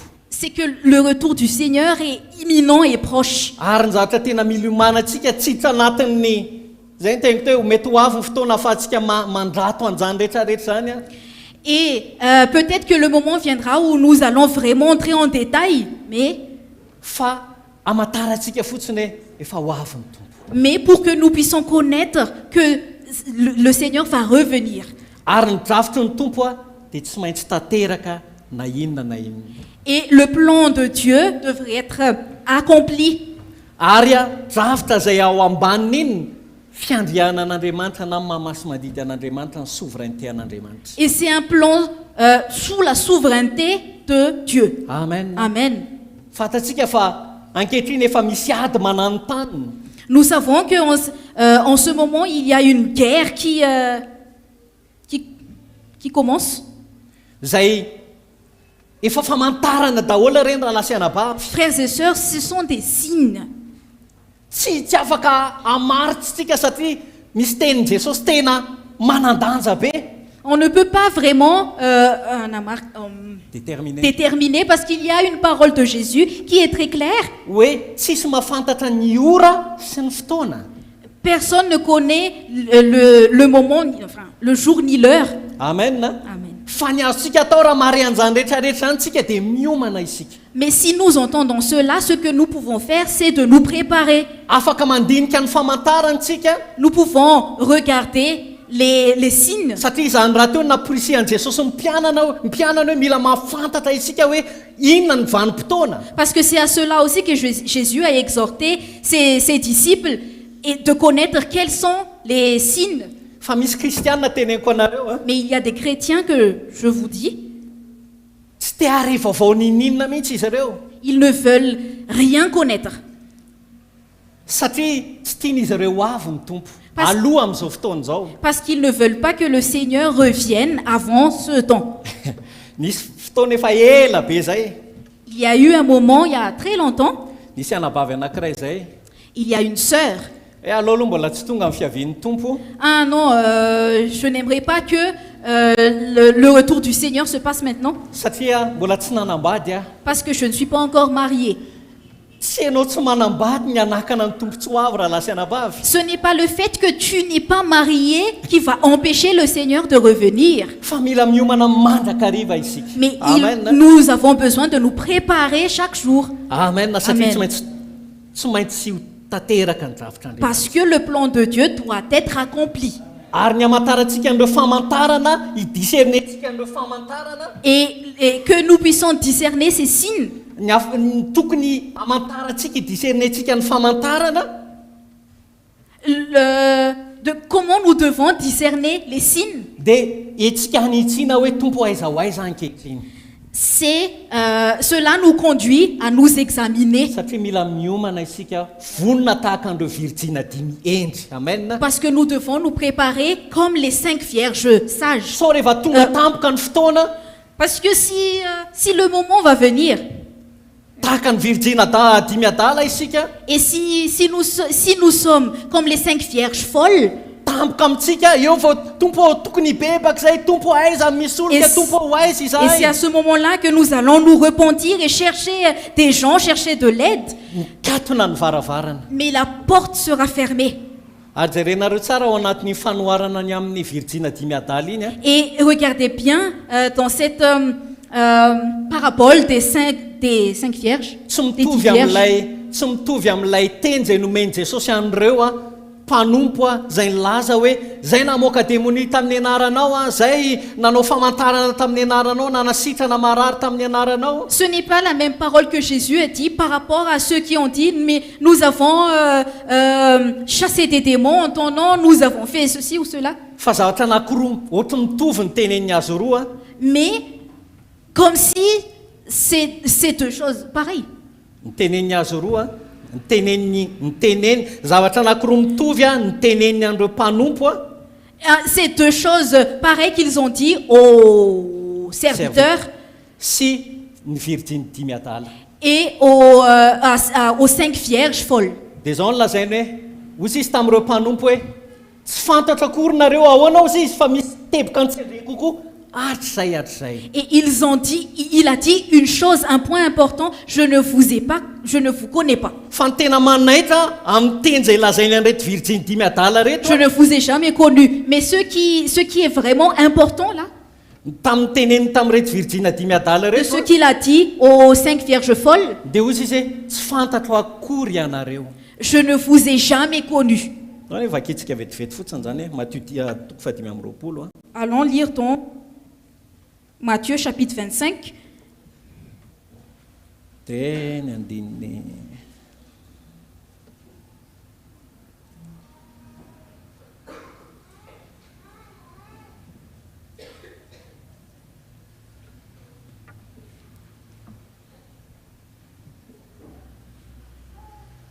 andininy faharoa ambin'ny folo. Au verset 12. Araiky ambin'ny folo vakitsika miresaka ny amin'ny virginy dimy adala izy ireo a. Nous allons Ny lire à partir- tenin'Andriamanitra. Ozy izy hoe ary rehefa afaka izany a dia tonga amin'izay a reo virgina teo ka nanao hoe tompoko voay izahay fa izy namaly hoe lazaiko aminareo marina tokoa tsy fantatro ianareo. Plus tard, les autres vierges vinrent et dirent, Seigneur, Seigneur, ouvre-nous. Mais il répondit, je vous le dis en vérité, je ne vous connais pas. Tsy hoe tsy fantatro hatrizay a ohatrany hoe tsy nafantatra an'ilay olona mihitsy Ce n'est pas comme s'il n'a jamais connu la personne, fa ohatrany milaza ihany hoe tsy fantatro ianareo. mais comme s'il dit, je ne vous connais pas. Ohatrany hoe fantatro nareo teo aloha fa tsy fantatro ianareo. Tsy fantatro intsony ianareo. Comme si je vous ai connu au début, mais maintenant je ne vous connais pas. Niaiky anareo virginy aho Oui, j'accepte que vous êtes des vierges, dia ho kristianina des chrétiens, fa tsy niomana ianareo. mais vous n'êtes pas préparés. Nomena fotoana ianareo On vous a donné le temps, fa tsy niomana ianareo. mais vous n'êtes pas préparés. Tsy fantatro ianareo. Je ne vous connais pas. Tsy hoe tsy fantatro hatrizay a. Ce n'est pas comme si je ne vous ai jamais connu, Tsy fantatro ianareo. mais je ne vous connais pas. Amen. Amen.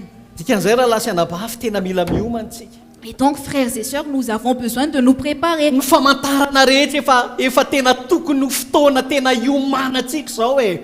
C'est le moment pour nous de nous préparer parce que les signes sont là. Aoka tsy vezivezy tsony ny saitsika. Que nous ne regardons plus à gauche ou à droite. Tsy midika akory zany hoe mialahy miasa dia manaova akanjo fotsy dia makanesa eny an-tendrombohitra. Et cela ne signifie pas que quittez votre travail et soyez vêtus en blanc et allez à la montagne. Fa raha miasa ianao a miasa ihany. Mais si tu travailles, continue ton Aza travail. miala amin'ny asa anao. Ne quitte pas ton travail. Fa ao am-ponao kosa ianao a. Mais dans ton cœur, Ny fitondrantenanao a. ta conduite, Raha misy tokony ahitsy zany. s'il faut régler des choses, Ny fotoana zao. c'est le moment. Sa ho tapitra ny fotoana raha lasa anabavy. Le moment ne... hein? Sa ho tapitra ny fotoana. Parce que le moment peut arriver à terme. Amen. Mila Amen. miomana antsika. Nous avons besoin de nous préparer. Sao a tonga ny tompo a. Parce que si le Seigneur revient, Eo antsika avy eo tompo ahoana zany le vola tokony mbola veriko. et c'est à ce moment-là que nous allons dire, et qu'en est-il de l'argent que je dois rembourser? Ahoana ilay vadiko izay nisarahako. Et mon mari ou ma femme que j'ai séparé? Ahoana zanako izay tsy mifamela heloka Ou tamiko. bien mes enfants à qui j'ai pas pardonné? Hiazakazaka tsika. Et nous allons courir. Nefa efa tonga ny antsony mamantona alina ho izy izy ny tompo. Mais cri de minuit. Mais le cri de minuit est déjà arrivé. Amen. Amen. Tonga ny antsony mamantona alina. Et le cri de minuit est déjà arrivé. Ary rehefa tonga ny antsony mamantona alina iny, Et quand le cri de minuit est arrivé, raha ny votoatin'ny tranga tanatin'ity Matthieu toko fahadimy amby roapolo ty andro virgina folo a, si on regarde ce qui s'est passé avec les 5 vierges folles dans Matthieu 25, dia tsisy nina azo atao intsony ny antsony mamantona alina raha lasianabavy a, on ne pourra plus rien faire parce que le cri de minuit, frères et sœurs, dia zao hoe ny zavatra misy ao anatin'izany a, et ce qui se passe à ce moment-là, dia constatation any amin'ny tenantsika sisa. c'est notre constatation de nous-mêmes. Afaka miazakazaka tsika angataka famela-keloka, On peut courir pour demander le pardon, angataka tsy haiko raha nisy vola nangalarina veritsika, des choses qu'on a volées, on va donner, rendre. fa ohatran'ity zavatra mitranga ity mihitsy no mitranga. Mais c'est exactement comme ce qui se passe là avec les Satria vierges. tsy raray avy a reo virgin reo samy natory izy ireo a, Parce que ces 5 vierges, elles étaient endormies. rehefa naneno ny trompetra, Mais quand la trompette a sonné, samy taitra izy ireo a, elles sont réveillées. nisy feo nilaza hoe tamin'ny mpapakatra, Et il y a une voix qui dit, l'époux arrive. dia samy constate ny tenany, samy natsikaritra ny tenany, Et elles se sont constatées. natsikaritra ny tenany izy ireo. Elles se sont constatées. Ny zara roa zany a ny virgina. Donc, les vierges ont été séparées en deux. Noho izany mila miomantsika raha lasianabavy. Et donc, nous avons besoin de nous préparer, frères et sœurs. Mbola manana fotoana isika Nous avons encore le temps ahafahantsika manitsy a ny fiainantsika eo anatrehan'ny tompo. afin que nous puissions redresser notre vie devant le Seigneur. Raha ho avy ny ady, Si la guerre arrive, misy olona zao mamariparitra hoe ny ady ho avy ato dia ny ady ny goga sy magoga, il y a des gens qui disent que la guerre qui va venir, c'est la guerre entre Gog et Magog. fa ny ten'Andriamanitra dia milaza fa na izany ihany koa aza tsisy afaka mamaritra an'izany. Mais la parole de Dieu dit que même cela ne peut pas déterminer l'avènement. Ne peut pas, Tsisy olona afaka mamaritra hoe amin'izao zany ady zany. personne ne peut déterminer cette guerre. Quand aura lieu cette guerre? Fa Andriamanitra eo amin'ny fiandrianany Mais Dieu, sur son trône, no mifehany zavatra rehetra. c'est lui qui contrôle toutes choses. Ary zany zavatra zany dia tafiditra ao anatin'ny drafitr'Andriamanitra, Et tout cela est dans le plan de Dieu. anozongozona ny tany Andriamanitra. Il va secouer la terre. Manao tsika raha tam'izany. Comment serons-nous si ce moment va arriver? Mbola tsy antsony mamantona alina, Ce n'est pas encore le cri de minuit, fa anisan'ny drafitr'Andriamanitra voalohany ny tena tanteraka ny drafitr'Andriamanitra mais c'est parmi le plan de Dieu. dia izany ady izany. C'est cette guerre. Manahoana isika? Comment nous Vonona ve sommes? isika? Est-ce que nous sommes prêts? Isan'izay matahotra tahaka an'izao tontolo izao ve isika?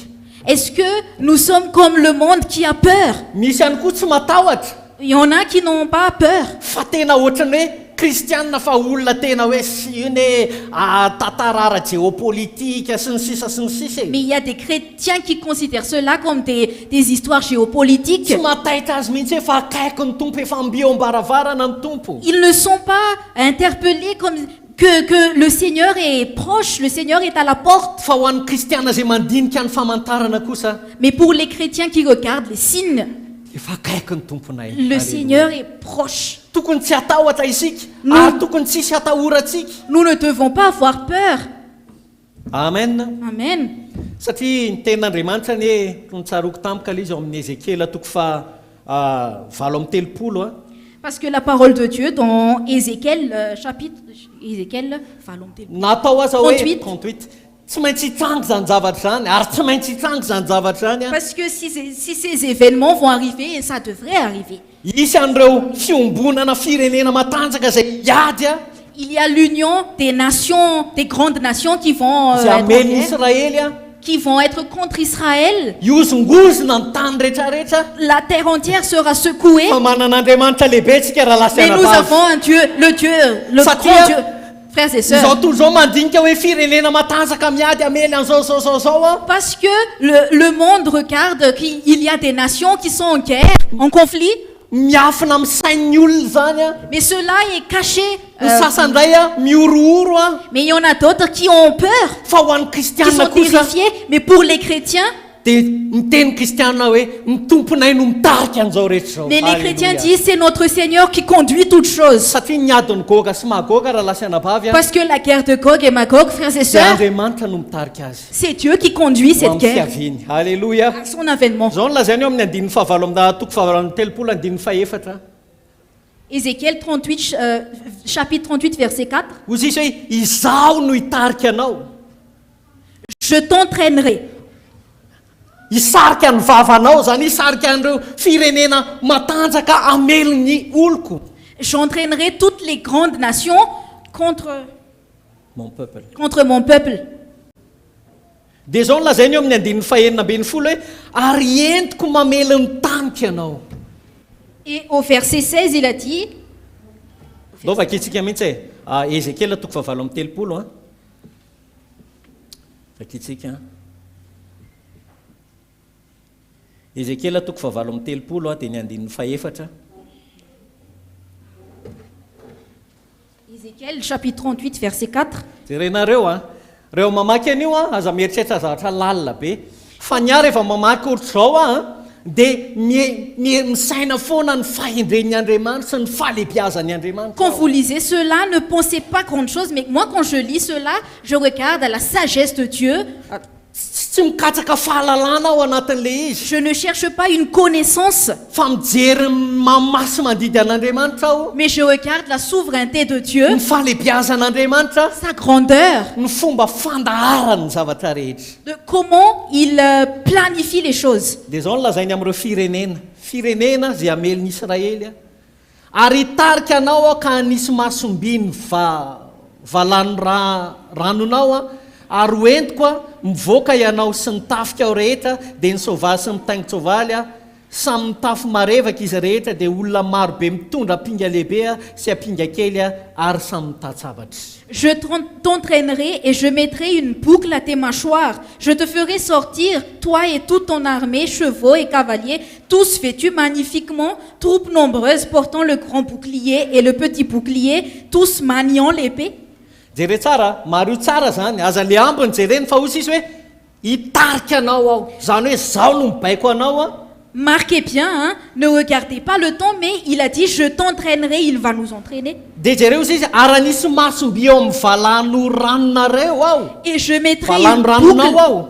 à tes mâchoires. Zany hoe asiko zavatra eo amin'ny vavanao ohatra ny soavaly. Et donc je vais mettre une chose sur tes mâchoires Tsy mana comme un cheval. tsy mana-tsafidy ianao. Et tu n'auras pas le choix, Fa zao no misarika anao dia tsy maintsy ataonao zany. mais c'est moi qui t'entraîne et tu devrais le faire. Dia jerenareo amin'ny andininy Suivre. fahenina ambin'ny folo. Et au verset 16,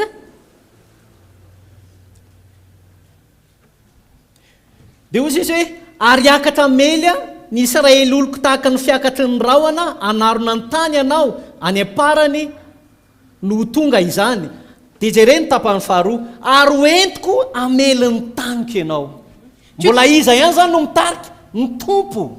tu t'avanceras contre mon peuple d'Israël comme une nuée qui va couvrir le pays. Dans la suite des jours, je te ferai marcher contre mon pays. Donc c'est qui conduit? C'est le Seigneur. Amen. Amen. Entiko zao no mitondra anao amely n'inona amely ny taniko. Et c'est moi qui te conduis pour contre mon peuple.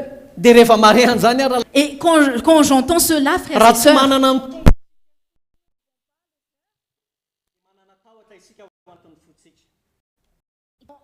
on aura une peur dans notre cœur. Fa rehefa manana fahazavana ny tenin'Andriamanitra kosa isika, Mais si nous avons la lumière de la parole de Dieu, mipoaka ary ny ady rapitso sy rafaka pitso. la guerre va éclater demain ou après-demain. Tsy haintsika inona ny fiantraikan'izany. Nous ne savons pas quel sera l'impact, Fa ny mason'ny kristianina kosa ny banjina hoe mais les yeux des chrétiens vont regarder ny tompo no mitarika an'izany rehetra zany. que c'est le Seigneur qui entraîne tout cela. Dia tsy matahotra isika. Et nous n'aurons pas peur. amen Amen. zay ny tiako mihitsy rahalahy sy anabavy satria be dia be ny olona miorooro amin'izao vaninandro farany zao betsaka aza ny kristianina zay tsy manana fahalalana. Et en ces derniers temps, il y en a beaucoup qui sont terrifiés, inquiets, mais il y a aussi des chrétiens qui n'ont pas la connaissance. Zay miorooro izy ireo tsy tiany izy ireo akory nitrangany zany hoe tompo fa manina no hitranga fa manina tsy maintsy ohatr'izao. Ils ont peur et ils se demandent pourquoi ça devrait être comme cela. Fa rahalahy sy anabavy tsy maintsy hitranga zany. Mes frères et sœurs, ça va arriver. Il Zao ny faut que ça arrive. tenin'Andriamanitra ao amin'ny Isaia toko fahenina amby efapolo La parole de Dieu dit dans Ésaïe 46. Ésaïe 46. Isaia toko fahenina amby efapolo a teny andinin'ny fahafolo. Verset 10. Izay a manambara ny farany a hatrany amin'ny voalohany ny tompo zany. Amen na hatrany amin'ny voalohany ny tompo dia efa nahita n'inony ny farany. Amen na Dès le commencement, le Seigneur a vu la fin. ary nanambara hatramin'ny ela zay tsy mbola natao akory dia ilay nanao hoe ho tony fikasako a ary ny tena mampahery ahy anatin'ity teny ity a tsy maintsy evaiko ny sitrapoko rehetra. Et longtemps d'avance, ce qui n'est pas encore accompli. Et je dis, mes arrêts subsisteront et j'exécuterai toute ma volonté. Amen na Amen. ho tony fikako Subsisteront, na sitraponiza na tsy sitraponiza que ce soit la... Qui que ce soit, dia tsy maintsy ho tanteraka ny sitrapoko. j'exécuterai toute ma volonté. Amen na Amen. ary efaiko ny sitrapoko rehetra ozy izy. Et j'exécuterai toute ma Zany volonté. hoe tsy maintsy tanterahako tsy maintsy tanteraka zay tokony ho tanteraka rehetra. Donc tout ce qui doit être exécuté doit être exécuté. Fa ny fiangonana ao anatin'izany Mais l'Église, dia tena manana tombontsika rahalahy sy anabavy. nous avons vraiment l'avantage. Amen na Amen. satria raha miverina any amin'ilay tenin'ny Paoly ao amin'ny Thessalonianina voalohany teo a Parce que si je reviens dans la Farouk, parole ça de va Paul être- dans 2 Thessaloniciens, toko faharoa teo a au verset 2, chapitre 2 chapitre 2, dia zao hoe isan'izay a misy ny atao hoe fampakarana ny fiangonana. il y aura l'enlèvement de l'Église. Amen na Amen. mila mahery isika mila miorina isika rahalahy sy anabavy Nous devons être fermes et inébranlables satria zany fampakarana ny fiangonana zany a parce que l'enlèvement de l'Église, dia zao hoe fanambarana zay voarain'ny apôstôly Paoly zany efa amin'ny tompo manokana. c'est une révélation que l'apôtre Paul a reçue de la part du Seigneur. Amen na Amen. olona zany hoe vakiko li satria mandeha be ny fotoana C'est donc Korintianina voalohany a toko fadimy ambin'ny folo 1 Corinthiens chapitre 15,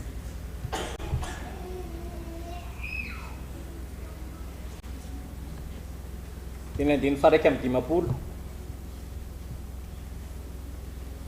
au verset 51. indro zava-miafina no ambarako aminareo a tsy hodomandry avokoa isika rehetra fa vetivety tondray am-pimasa rehefa maneno ny trompetra farany diovana isika rehetra fa ho tsofina ny trompetra ary maty atsangana tsy olo intsony ary ovana. Tous nous serons changés. En un instant, en un clin d'œil, à la dernière trompette, la trompette sonnera et les morts ressusciteront incorruptibles et nous serons changés. Misy famantarana zay hitranga amin'ny vaninandro farany. Dans les derniers temps, il y aura un signe. Fantatry ny fiangonana ihany koa fa isy ny fampakarana ny fiangonana Et l'Église connaît qu'il y aura l'enlèvement de l'Église. zay lazain'ny Paoly apôstôly ao amin'ny Thessalonianina faharoa teo izy izy hoe ny fanangonana antsika Et comme l'apôtre Paul a dit dans 2 Thessaloniciens, notre réunion avec lui, na tsy avec maintsy le ho avy Seigneur, ihany koa aza miady a et même si la guerre va arriver, sy ny fiforonan'ireo zavatra rehetrarehetra famantarana rehetra atongavan'ny drafitr'Andriamanitra et tous les signes qui, pour montrer le plan de Dieu, dia tsy avelan'ny tompo ho zava-miafina amintsika zany. Et le Seigneur ne veut pas que cela reste un mystère pour Azay nous. mahatonga amin'ny Paoly isaky ny manambara zava-miafina izy, isaky ny manambara izy ny amin'ny fiavian'ny tompo a, isaky ny manambara izy a ny amin'ny zavatra hitanga rehetra. Eto zao izy miresaka ny amin'ny fitsanganany tena amin'ny maty a. Et lorsque Paul parle des mystères ou des révélations, là, il parle de la résurrection. Amen. Amen. Hovana avokoa isika rehetra, ampakarana isika. Nous serons changés et nous allons être ressuscités incorruptibles. Dia tsy avelany amin'izay fotsiny tsika fampahirezany tsika amin'ny andininy fahavalo amin'ny dimapolo a. Mais au verset 58, il nous exhorte. Hozeko amin'izany raha lamalala koa dia miorena tsara. Ainsi, mes frères bien-aimés, soyez fermes. Aza miova ary mahay fahabe mandrakariva amin'ny asan'ny tompo satria fantatrareo fa tsy foana tsy akory ny fikelezanareo hainao. Inébranlables, travaillant de mieux en mieux à l'œuvre du Seigneur, sachant que votre travail ne sera pas en vain dans le Seigneur. Amen. Amen. Tesalonianina voalohany a andiangaikaigny antsika satria mandeha be ny fotoana. Nous allons aller un peu plus vite dans 1 Thessaloniciens, Toko faefatra andininy fahatelo ambin'ny folo. chapitre 4, verset 13. Fa tsy tianay tsy ho fantatrareo rahalany amin'izay modomandry mba tsy halelovanareo a tahaka ny sasany izay tsy manana fanantenana andininy efatra ambin'ny folo. Fa raha enotsika fa efa maty a Jesosy sady efa nitsangana tany maty a, dia toy izany koa nitondran'Andriamanitra izay efa nodomandry tao amin'ny Jesosy a hiaraka aminy. Andininy fadimy ambin'ny folo. Fa izao no lazainay a aminareo amin'ny tenin'ny tompo. Zao ny teninay a, manina ozy izy, zao no lazainay aminareo avy amin'ny tenin'ny tompo. Nous ne voulons pas, frères, que vous soyez dans l'ignorance au sujet de ceux qui sont décédés, afin que vous ne vous affligez pas comme des autres qui n'ont point d'espérance. Car si nous croyons que Jésus est mort et qu'il est ressuscité, croyons aussi que Dieu ramènera par Jésus et avec lui ceux qui sont décédés. Voici en effet ce que nous vous déclarons d'après la parole du Seigneur. Zany hoe Nous les vivants, restés pour l'avènement du Seigneur. Non, vas-y. Ndovaka isika izay velona ka mbola mitoetra mandra-piavin'ny tompo a dia tsy aloha izay efa modimandry isika tsy akory. Nous les vivants, restés pour l'avènement du Seigneur, nous ne devancerons pas ceux qui sont décédés. Fa izao no lazainay fanambarana azon'ny Paoly zany. Et c'est une parole, c'est une révélation que Paul a reçue. Amen. Amen. Amen. Dia misy olona misalasala, misy olona matahotra. Et il y en a qui hésitent et qui ont peur. Hoe ahoana ny amin'izany tompo? Qu'est-ce qui va se passer en ces temps, Seigneur? Raha ho avy ny tompo dia tena ho voaray marina aho.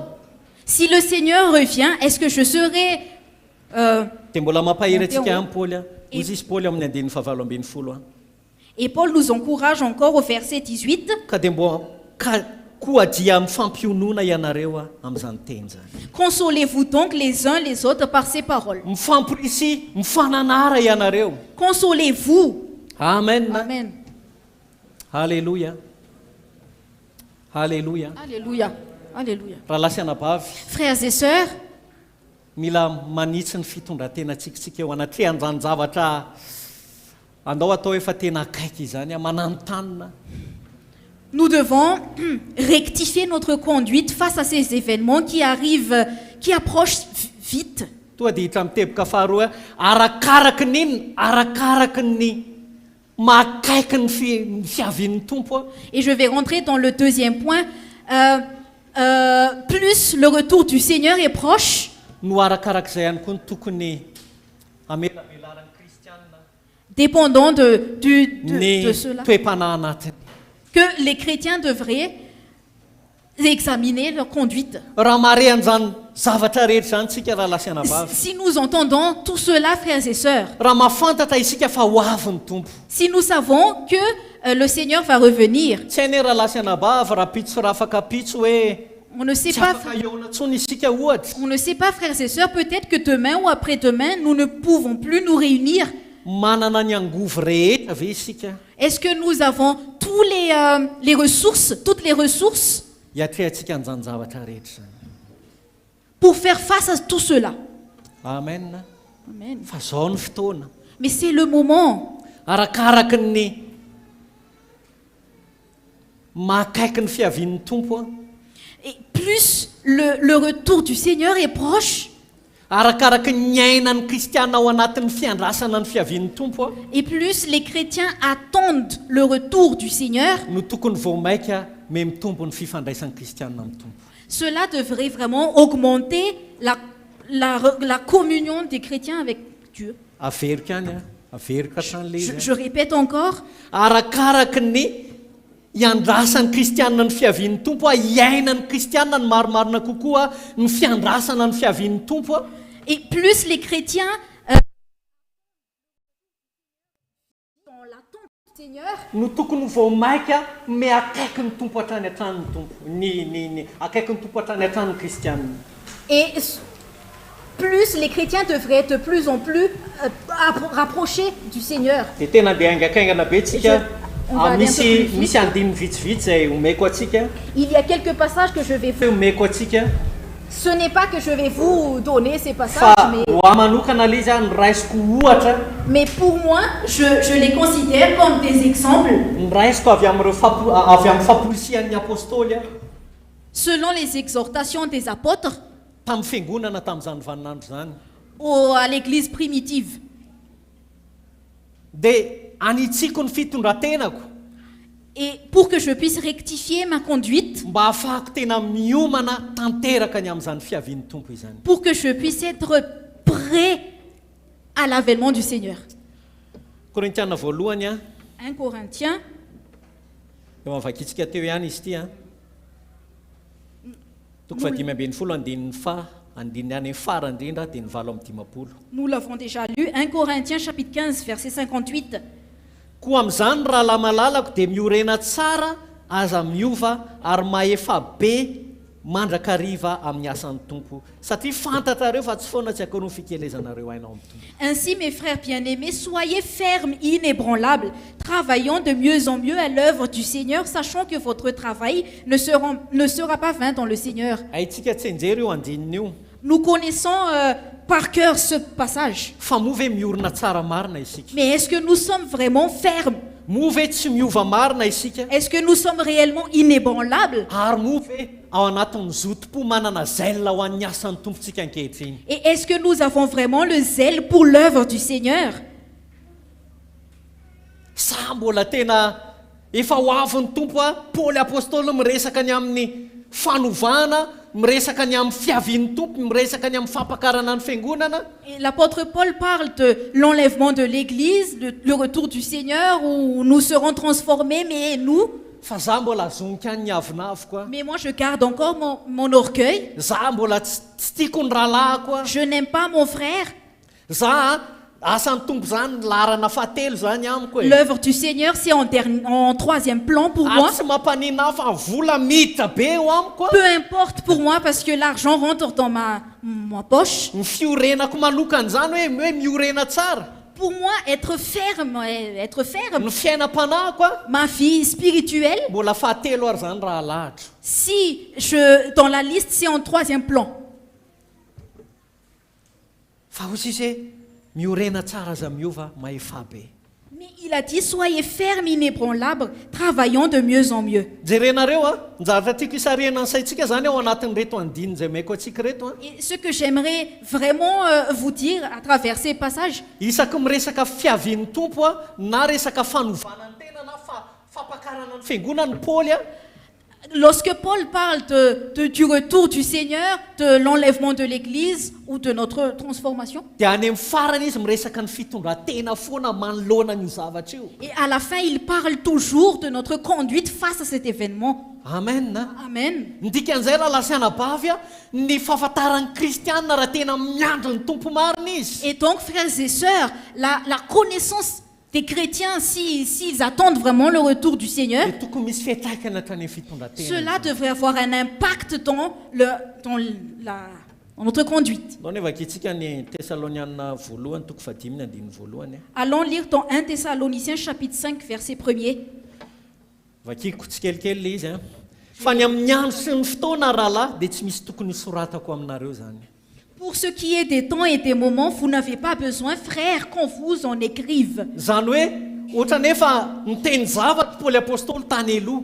Et comme si l'apôtre Paul a déjà dit une chose auparavant, ary efa nilazain'ny Paoly ihany moa zany satria raha jiza ao amin'ny bokyny Tesaloniana ihany izy no milaza hoe efa fantatrareo zany zavatra any fony teo aminareo ao izy izy. Et Paul l'a déjà dit, je crois, dans 1 Thessaloniciens, où il a dit, vous avez connu ces choses lorsque j'étais parmi vous. Mitovy amintsika fiangonana ankehitriny mihitsy raha lasy anabavy. Et c'est pareil comme nous qui sommes l'Église en ces derniers temps. Raha miteny amintsika ny tompo a Si le Seigneur nous parle, dia tsy miteny toy miteny zava-baovao intsony ny tompo, il ne dit pas des choses nouvelles, fa miteny a zavatra efa fantatry ny fiangonana. mais il dit des choses que l'Église connaît déjà. Fa moa ve fantatra amin'ny fahalalana sa nisy fetraikany taty amin'ny fitondratena? Mais est-ce qu'on connaît cela juste comme des connaissances ou est-ce qu'il y a un impact dans notre conduite? Azay na tonga azy ny resaka tamin'ny Tesaloniana teto hoe fa ny amin'ny andro sy ny fotoana, zany hoe ny amin'ny fiavian'ny tompo sy ny zavatra rehetrarehetra nyresahany a. Et c'est pour cela qu'il a dit aux Thessaloniciens, pour ce qui est des temps et des moments, Dia tsy misy tokony hosoratako aminareo intsony vakiko amin'izay satria ianareo mahalala marimarina fa ho avy toy ny mpangalatra amin'ny alina ny andron'ny tompo. Raha misy olona manao hoe miadana sy mandry fahizay dia anjo azo tampoka ny fandringanana toy ny fahararin'ny vehivavy izay miteraka ka tsy ho afa mandositra mihitsy izy. Fa ianareo rahalahy tsy ao amin'ny maizina mba hanatratra anareo toy ny mpangalatra zany andro zany. Mazava e. quand les hommes, car vous savez bien vous-même que le jour du Seigneur viendra comme un voleur dans la nuit. Quand les hommes diront paix et sûreté, alors une ruine soudaine les surprendra, comme les douleurs de l'enfantement surprennent la femme enceinte, et ils n'échapperont point. Mais vous, frères, vous n'êtes pas dans les ténèbres, pour que ce jour vous surprenne comme un voleur. C'est très clair. Tsy ao amin'ny maizina ianareo. Sa nareo ve ao amin'ny maizina? Vous n'êtes pas dans les ténèbres, ou bien vous êtes dans les ténèbres, Mba hatratra anareo toy ny mpangalatra zany andro zany. pour que ce jour vous surprenne comme un voleur. Satria tsy tokony hatratra antsika toy ny mpangalatra zany andro zany a Ce jour ne devront pas nous surprendre comme un voleur, raha niomana isika. si nous sommes préparés.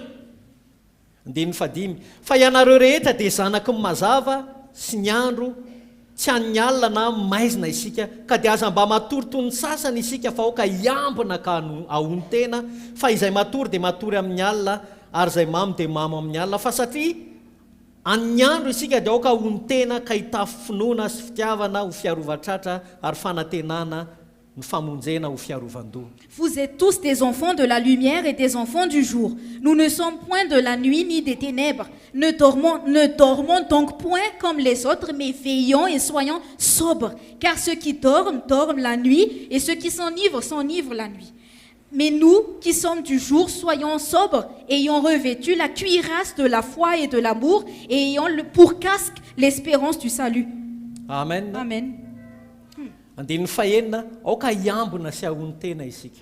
Au verset 6, il a dit, mais veillons et soyons sobres. Io hoe ahony teny io a midika teny fototra Si on considère, dia zao no lazainy hoe zao no dikany hoe aoka tsy ho mamo isika. cela signifie que nous ne devons pas être enivrés. Amen. Amen. Aoka hiambina isika dia aoka ahony tena isika. Veillons et soyons sobres. Dia fanontaniana apetraka foana satria ohatrany hoe mitanisa aho. Et la question que je me pose, parce que c'est comme si j'énumère beaucoup de choses, Fa mahita tazana ny tenantsika ve isika eo amin'ny fitaratra ankehitriny. mais est-ce que nous voyons notre état face au miroir? Tena misy an'ilay fiandrasana ny fiavian'ny tompo marina ve eo amintsika? Est-ce qu'il y a vraiment une attente du retour du Seigneur Fa en nous? aoka ozy izy tsy ho isan'izay matory tahaka ny sasany isika. Mais ne dormons point comme les autres. Misy fampitandremana eo amin'ny andinin'ny fasivy. Au verset 9, il y a une mise en garde. Satria raha matory isika, Parce que si nous sommes endormis, raha tsy mitana ny fitiavana ho fiarovatratra isika, si, andinin'ny nous, fahavalo, oui, si nous ne sommes pas revêtus de la cuirasse de l'amour et de la raha foi, tsy miazona n'ilay fanantenana ho et fiarovan-doha, fanantenana ny famonjena ho fiarovan-doha, n'ayons pas pour casque l'espérance du salut, dia ozy izy hoe jereny andinin'ny fasivy, fa Andriamanitra tsy nanendry antsika ho amin'ny fahatezerany, tena mifiangonana zany raha lasy anabavy a. et au verset 9, il a dit, car Dieu ne nous a pas destinés à la colère, frères et sœurs, l'Église. dia ao am-pon'andriamanitra manokana. L'Église est dans le cœur de Dieu. Amen. Amen. Fa mba azo famonjena amin'ny alalan'i Jesosy Kristy tompontsika, Mais à la possession du salut par notre Seigneur Jésus-Christ, izay maty hamonjy antsika mba hiara-belona aminy isika na matsiaro na matory vakiko farany andiny faraika ambin'ny folo a, koa amin'ny fananara sy mifampatanjaha tahaka ny ataonareo ihany. qui est mort pour nous afin que soit que nous veillions, soit que nous dormions, nous vivions ensemble avec lui. C'est pourquoi exhortez-vous réciproquement et édifiez-vous les uns les autres, comme en réalité vous le faites. Jaona voalohany toko voalohany andiny fahenina. 1 Jean chapitre 1er verset 6. Jaona voalohany toko voalohany andiny fahenina. Raha hoy isika manana firaisana aminy isika kanefa mandeha amin'ny maizina dia mandainga isika ka tsy mankatony marina. Si nous disons que nous sommes en communion avec lui et que nous marchions dans les ténèbres, nous mentons et nous ne pratiquons pas la vérité. Mason'Andriamanitra raha lasy anabavy a mitaratra ohatran'ny scanner. Frères et sœurs, les yeux de Dieu sont comme un scanner. Afaka manao miparaître ivelany tsika miseho ivelany a, Nous pouvons paraître à l'extérieur, fa Andriamanitra mahita ny any amin'ny lalina indrindra izay iainantsika. mais Dieu sonde ce qu'il y a vraiment.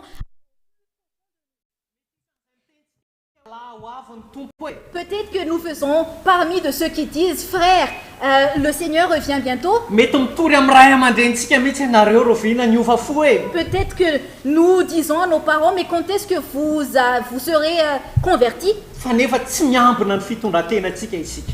Mais nous ne veillons pas à notre conduite, Ny fiainantsika, notre vie. ny zavatra iainantsika lalina izay tena fantatsika fa tolontsika. Tout ce que nous vivons profondément et ce que nous donnons, Ny lutte. ce que nous luttons, oui, merci. Lutsika, lutte le izy fantatsika hoe lutte fantatsika hoe ady le izy fantatsika fa fahotana le izy. Nous savons que c'est une lutte, un combat et nous savons que c'est de l'iniquité. Fa isika tsy manana finiavana raha lasy anabavy hiala amin'izany. Mais nous n'avons pas cette conviction Hiala ao anatin'izany tanteraka. de quitter cela. Dia tonga anatin'ilay fanoharan'i Jesosy tsika hoe misy anankiroa teny an-tsaha izay nitoritsika indray ny lasa raha lasy anabavy. Et selon le parabole de Jésus, comme deux personnes qui étaient dans le champ, l'un est parti et l'autre est resté. Satria ny mason'Andriamanitra dia miasa toy ny fitarafana amin'ny fiainantsika. Parce que les yeux de Dieu œuvrent comme un scanner dans notre vie. Mahita ny any an-tsaintsika lalina izy. Il voit ce qu'il y a en nous Izay ariarin'Andriamanitra tsy hoatsy. et qu'il va exposer bientôt. Ary zay no mahatonga reto virginy dimy adala reto a hozy niconstaté ny etahany izy ireo. Et c'est à cela que les 5 vierges folles ont constaté leur état. Tsy hoe akory hoe tanatina lutte ianao dia tena hoe ahoana moa zany hoe tsisy tanteraky tsika na ny ray aza. Ce n'est pas parce que tu es dans une lutte, on n'est pas parfait. Fa ny resahako atsika dia zao hoe misy olona tena ahoana moa ohatrany tamin'ny andron'ny Jesosy koa ny teny an'izay tao amin'ny Matthieu 4:20. Ny fiavian'ny tompo izy dia tahaka ny tamin'ny andron'ny Noa. Mais comme Jésus a dit dans Matthieu chapitre 24, l'avènement du Seigneur est comme au temps de Noé. Izy safodrano. Il y aura le déluge. Fa ny olona napakabady ihany, ny olona nisotro sy nihinana ihany. Mais il y en a qui ont bu, qui mangeaient, qui se sont mariés. Tsy mapakabady ny ratsy a, tsy misotro ny ratsy a, tsy mihinana ny ratsy satria tokony hihinantsika, tokony hisotro isika, tokony hapakabady isika. Ce n'est pas le mariage qui est mauvais ou le fait de boire ou de manger parce que nous avons besoin de boire, de manger, de nous marier. Fa izy ireo a dia nisotro sy nihinana tao anatina insouciance ny fiteny azy. Mais ils ont bu et ils mangeaient dans l'insouciance. Tao anatin'ny tsy firarahina zany. Dans l'insouciance totale. Tsy hoe fiavian'ny tompo zany ohatrany karazany tsy mino isika. Ah, mais l'avènement du Seigneur, c'est comme si nous sommes des incrédules. Tsy mitana ny fanantenana ny famonjena ho fiarovan-doha isika. Nous ne gardons pas le casque du salut comme... fa izay mahafantatra hoe ho avy ny tompo a Mais nous savons que le Seigneur revient. za tonga eto isaky ny lahady a midera ny tompo a Je viens ici tous les dimanches, je loue le Seigneur. fa le fanantenana ao anatiko a Mais l'espérance qui est en moi, rehefa tarafin'ny tompo quand le Seigneur scanne cela, izy izy ny tompo hoe tsy ao le izy tsy ao le solika le Seigneur dit non, l'huile n'est pas dedans. raha manana firaisana aminy isika jerenareo a jerenareo tsara ny ahoana re zany hoe ny fahamarina ny tenin'andriamanitra Si nous avons une communion en lui, allons regarder la vérité de la parole de Dieu. firifiry ny olona miteny hoe zay kristiana zay manana fiombonana aminy zay Combien disent nous sommes chrétiens, nous sommes en communion avec lui. fa raha manana firaisana aminy isika Mais si nous sommes mutuellement, si nous sommes en communion avec lui, kanefa mandeha maizina mais nous marchions dans les ténèbres, dia mandainga isika ka tsy manao ny marina na tsy mipratike ny justice alors nous mentons et nous ne pratiquons pas la vérité. amen Amen. jaona voalohany toko faharoa vadika fotsiny tsika andininy faefatra 1 Jean chapitre 2 verset 4.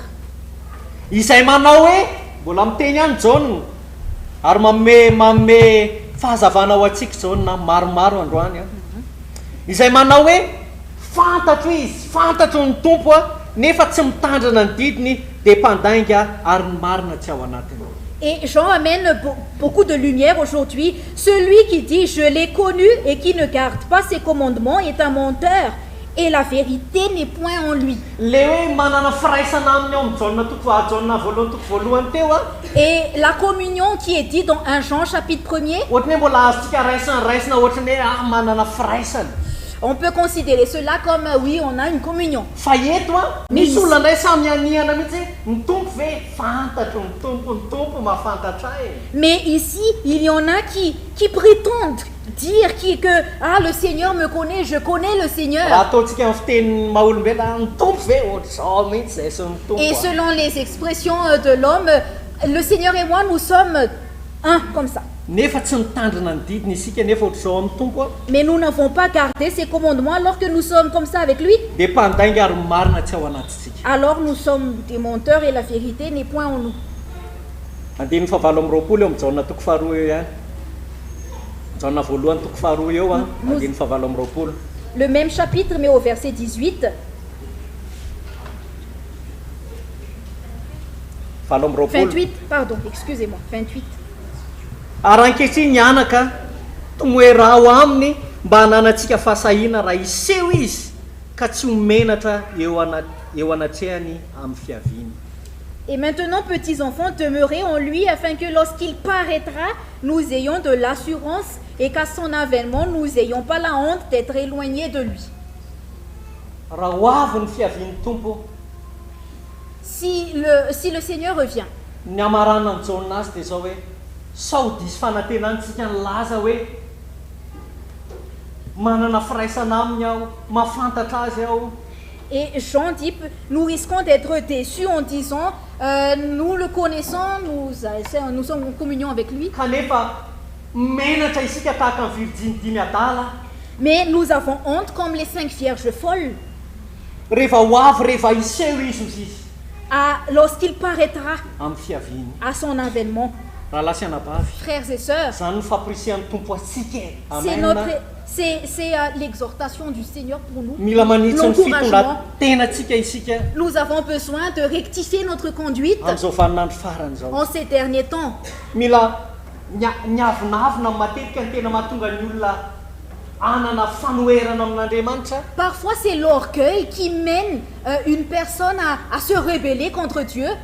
manana avinavina ny olona Les hommes sont orgueilleux dia tsy mamela heloka ny vadiny et ils ne pardonnent pas leur mari ou elles ne pardonnent, raha ne pardonnent pas le lasianabavy mari ou leur femme. tandremy tsara raha lasianabavy Frères et sœurs, faites très attention satria hijoro eo anatrehan'ny tribonalin'ny kristy isika parce que nous allons comparaître devant le tribunal de Christ. amen Amen. ny eno fampianana tsy misy kilema isika Nous avons écouté la sainte doctrine. raha tena nandray any tompo marina isika Si nous avons vraiment accepté le Seigneur, ny famonjainantsika notre salut tsy ho very ne sera pas perdu. fa paoly milaza mazava tsara amin'ny korintianina Mais Paul dit clairement dans Corinthiens, fa hovonjena tony amin'ny afo isika. nous serons délivrés, ton-le. Nous serons sauvés de justesse. Merci. Amen. Amen. Noho izany raha lasianabavy a Et donc, frères et sœurs, miresaka fitondrantena maromaro tsika teo aloha teo a nous avons parlé de plusieurs conduites tout à l'heure. noho ny amin'inona moa raha lasianabavy Pourquoi, frères et sœurs? hoe marina hoe tsy tsika ny fiaviany ty tsika ny fisehoany C'est vrai que nous aimons son retour et lorsqu'il paraîtra, fa raha ho anahy manokana raha lasianabavy a mais pour moi personnellement, frères et sœurs, toetra matoky aho je demeure fidèle satria za hiaraka amin'ny tompo mandrakizay parce que je serai avec le Seigneur pour l'éternité. ary ho isain'Andriamanitra tsirairay ny fatoky itsika raha lasianabavy. Et Dieu va compter notre fidélité à chacun de nous. Il va misy toerana anankiroa lazain'ny demander. tompo momba ny fitsaran'ny Kristy ao amin'ny tenin'Andriamanitra. Dans la parole de Dieu, il y a deux lieux par rapport au tribunal de Christ. Amen. Amen. Andao jerentsika zany androany a. Allons voir cela aujourd'hui. Tianina faharoa toko fadimy andininy fa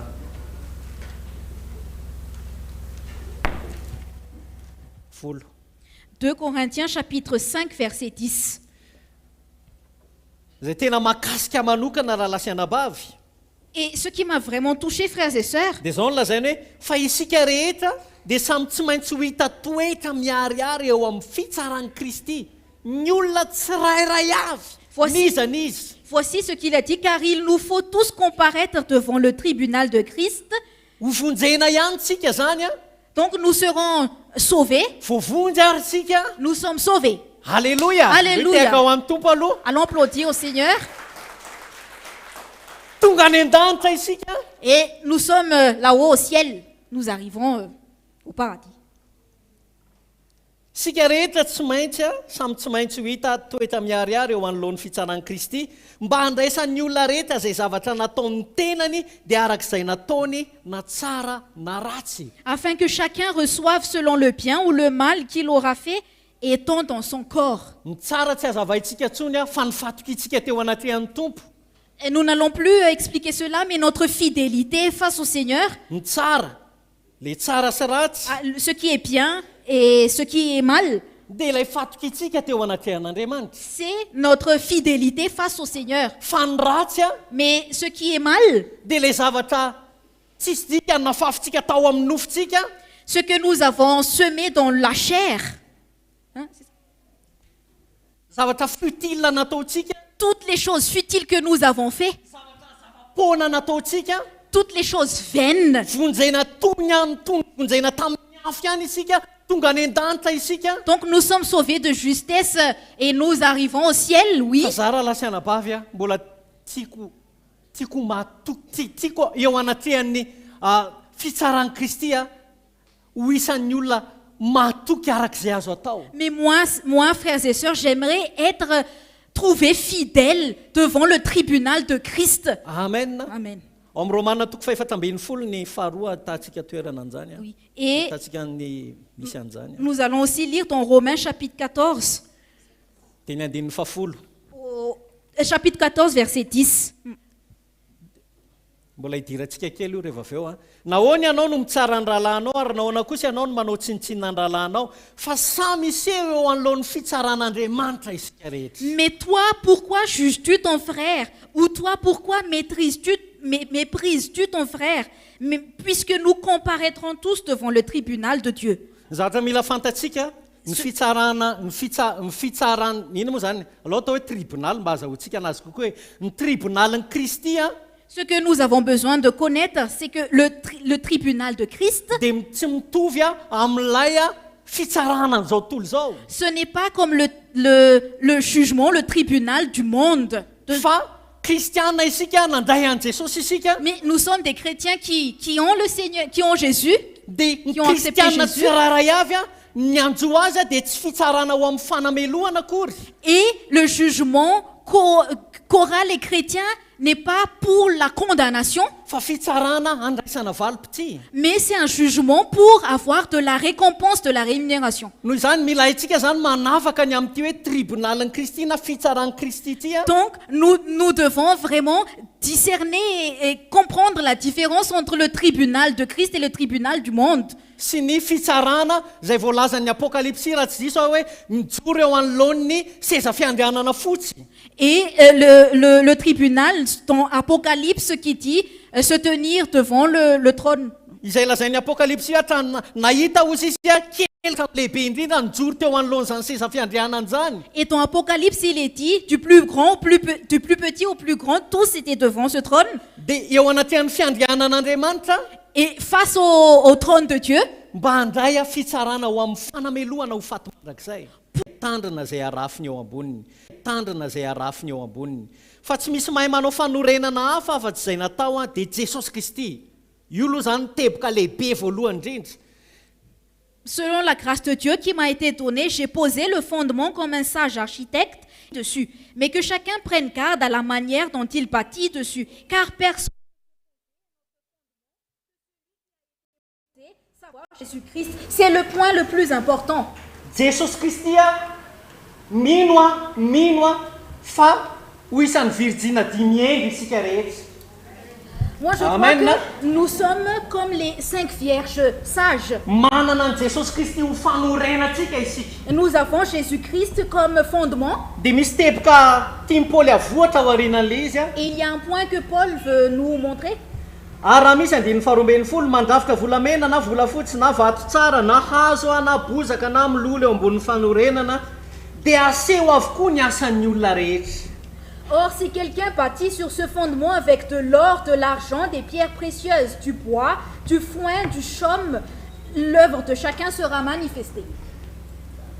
Aseho avokoa izy ny asan'ny olona rehetra amin'ny andro fampisehoana an'izany fa ny andro no ampiseho izany. Inona ny andro izay ampiseho an'izany rehefa hijoro eo anoloan'ny fitsaran'Andriamanitra isika. Car le Amen. jour le fera connaître, et c'est quel jour? C'est lorsque nous comparaîtrons devant le tribunal de Dieu. Zany hoe miresaka io tsy miresaka ny amin'ny fitsaranan'izao tontolo izao io fa miresaka io ny amin'ny fitsarantsika hijorontsika eo anoloan'ny Kristy. Donc cela n'est pas le jugement du monde, le tribunal du monde, mais c'est notre jugement à nous lorsque nous serons devant le Christ. Fa ny andro satria hozy izy raha manana ny Kristy ho fanorenantsika dia ho avy ny andro a ampisehoana n'inona ampisehoana ny asan'ny olona rehetra na inona asany. Car si nous avons Jésus-Christ comme fondement, le jour viendra où l'œuvre de chacun sera manifestée. Ary a satria afo amin'ny afo a satria aseho amin'ny afo izany andro zany ka dia ho zahana toetra amin'ny afo a ny asan'ny olona rehetra.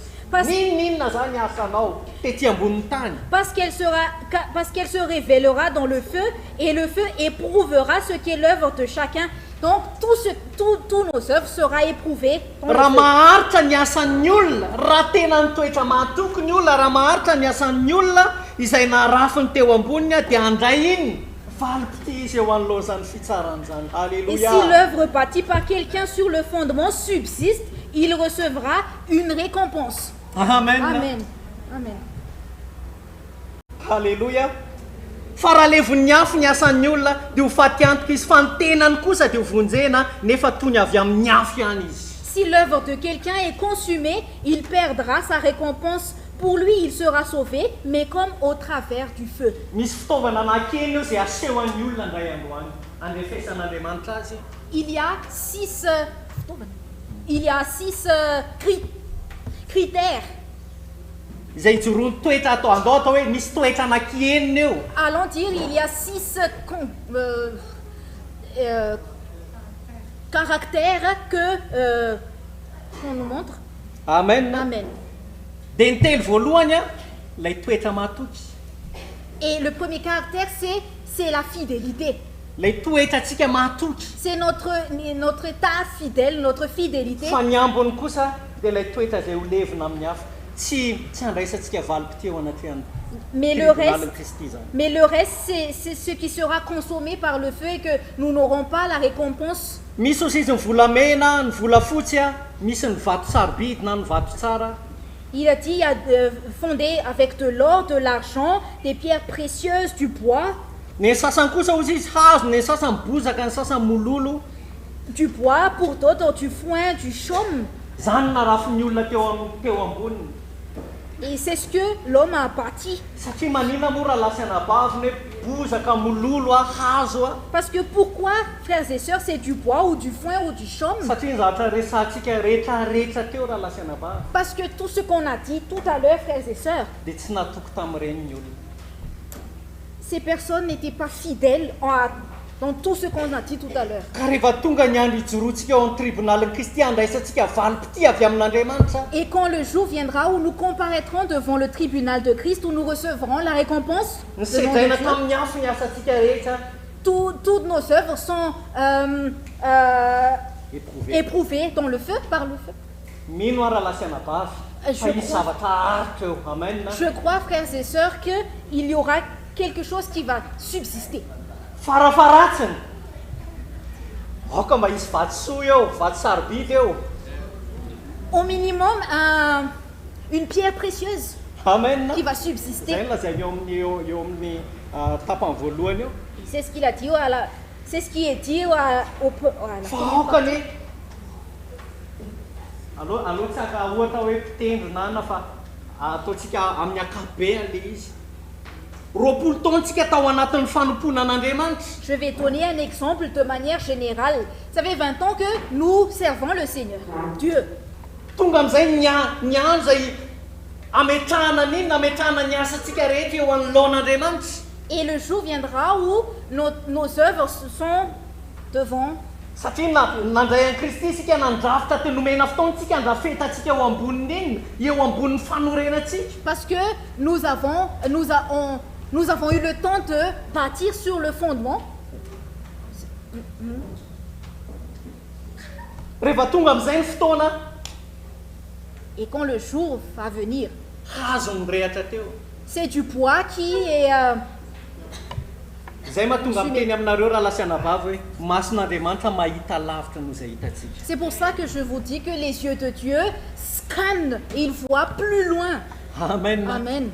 zay mahatonga ara za manokana miazakazaka Et c'est pour cela que pour moi personnellement, si je cours, za raha lasiana vavy mijoro eto anaty ianareo eto tena fantsiny je me tiens devant vous comme un canal, un instrument napetraka ny tompo eo anivon'ny fiangonana que le Seigneur a placé au niveau de l'Église. za ihany koa mba isan'izay ijoro eo anoloan'ny fitsarany kristy indray andro any Et moi aussi, je ferai partie de ceux qui comparaîtront devant le tribunal de Christ un jour. raha ohatra ka misy zavatra takin'ny tompo amiko S'il y a une chose que Dieu réclame au moins, tiako hitan'ny tompo mahatokony amin'izany j'aimerais que le Seigneur me voie fidèle à cela. amen Amen.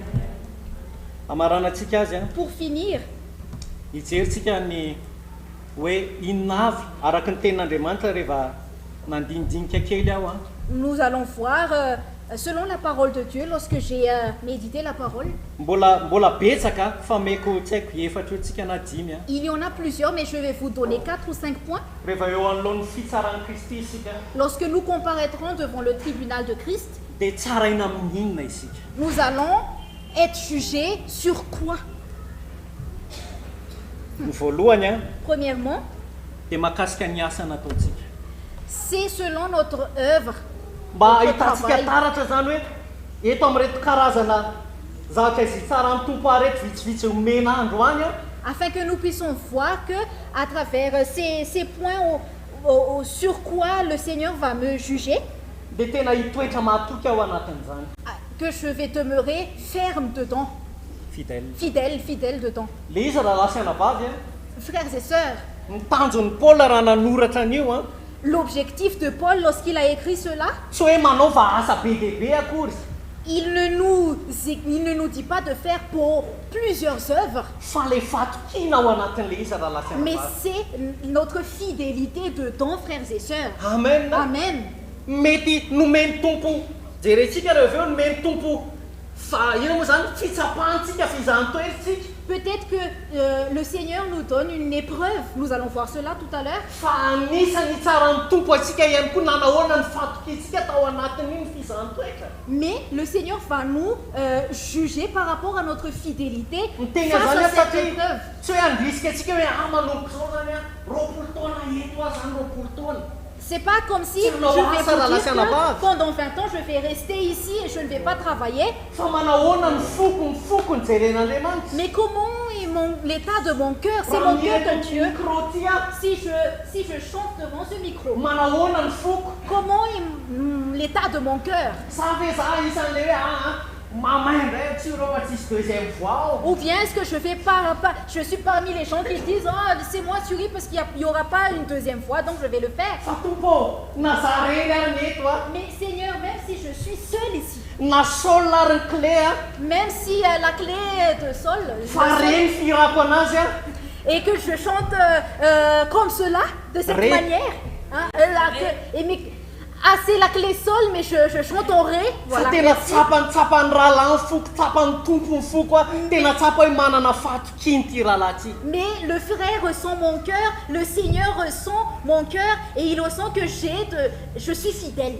tsapany hoe manahoana ny foko ao anatin'ny fanohanako ny asan'andriamanitra tsapany tompo zany Et donc le Seigneur ressent mon cœur face à mon œuvre, mon travail, mon service. de tsy ovakiko tsony fa eo am'vakitsika indroa izy teo a Et je ne vais plus lire parce que nous avons lu cela 2 fois tout à l'heure. de hozy izy hoe maefa be amin'ny asan'ny tompo satria maniny tsy fonan'iny fikelezanareo aina ao amin'ny tompo Il a dit travaillons de plus en plus dans les œuvres parce que votre travail ne sera pas en vain devant le tsy ho Seigneur. fona inona ny dikan'izany tenen'ny tompo zany hoe tsy ho fona andraisana valopity ny fatokitsika amin'ny Qu'est-ce que asany cela signifie? Si c'est pas en vain, c'est parce que nous Amen. aurons une récompense un jour. lenao mijoro teto igny a Quand tu étais ici, toi debout ici, mba alaiky sary an-tsaina hoe ijoro ianao ndray androany eo amin'ny tribonalin'ny kristy et considère un jour tu vas comparaître devant le tribunal de Christ. dinio ny tenanao hoe Examine-toi mololo ve sa bozaka sa hazo a nipotana ditran'izay 10 taona ny ranao teo zay pendant 5 ans que tu as chanté, est-ce que tu es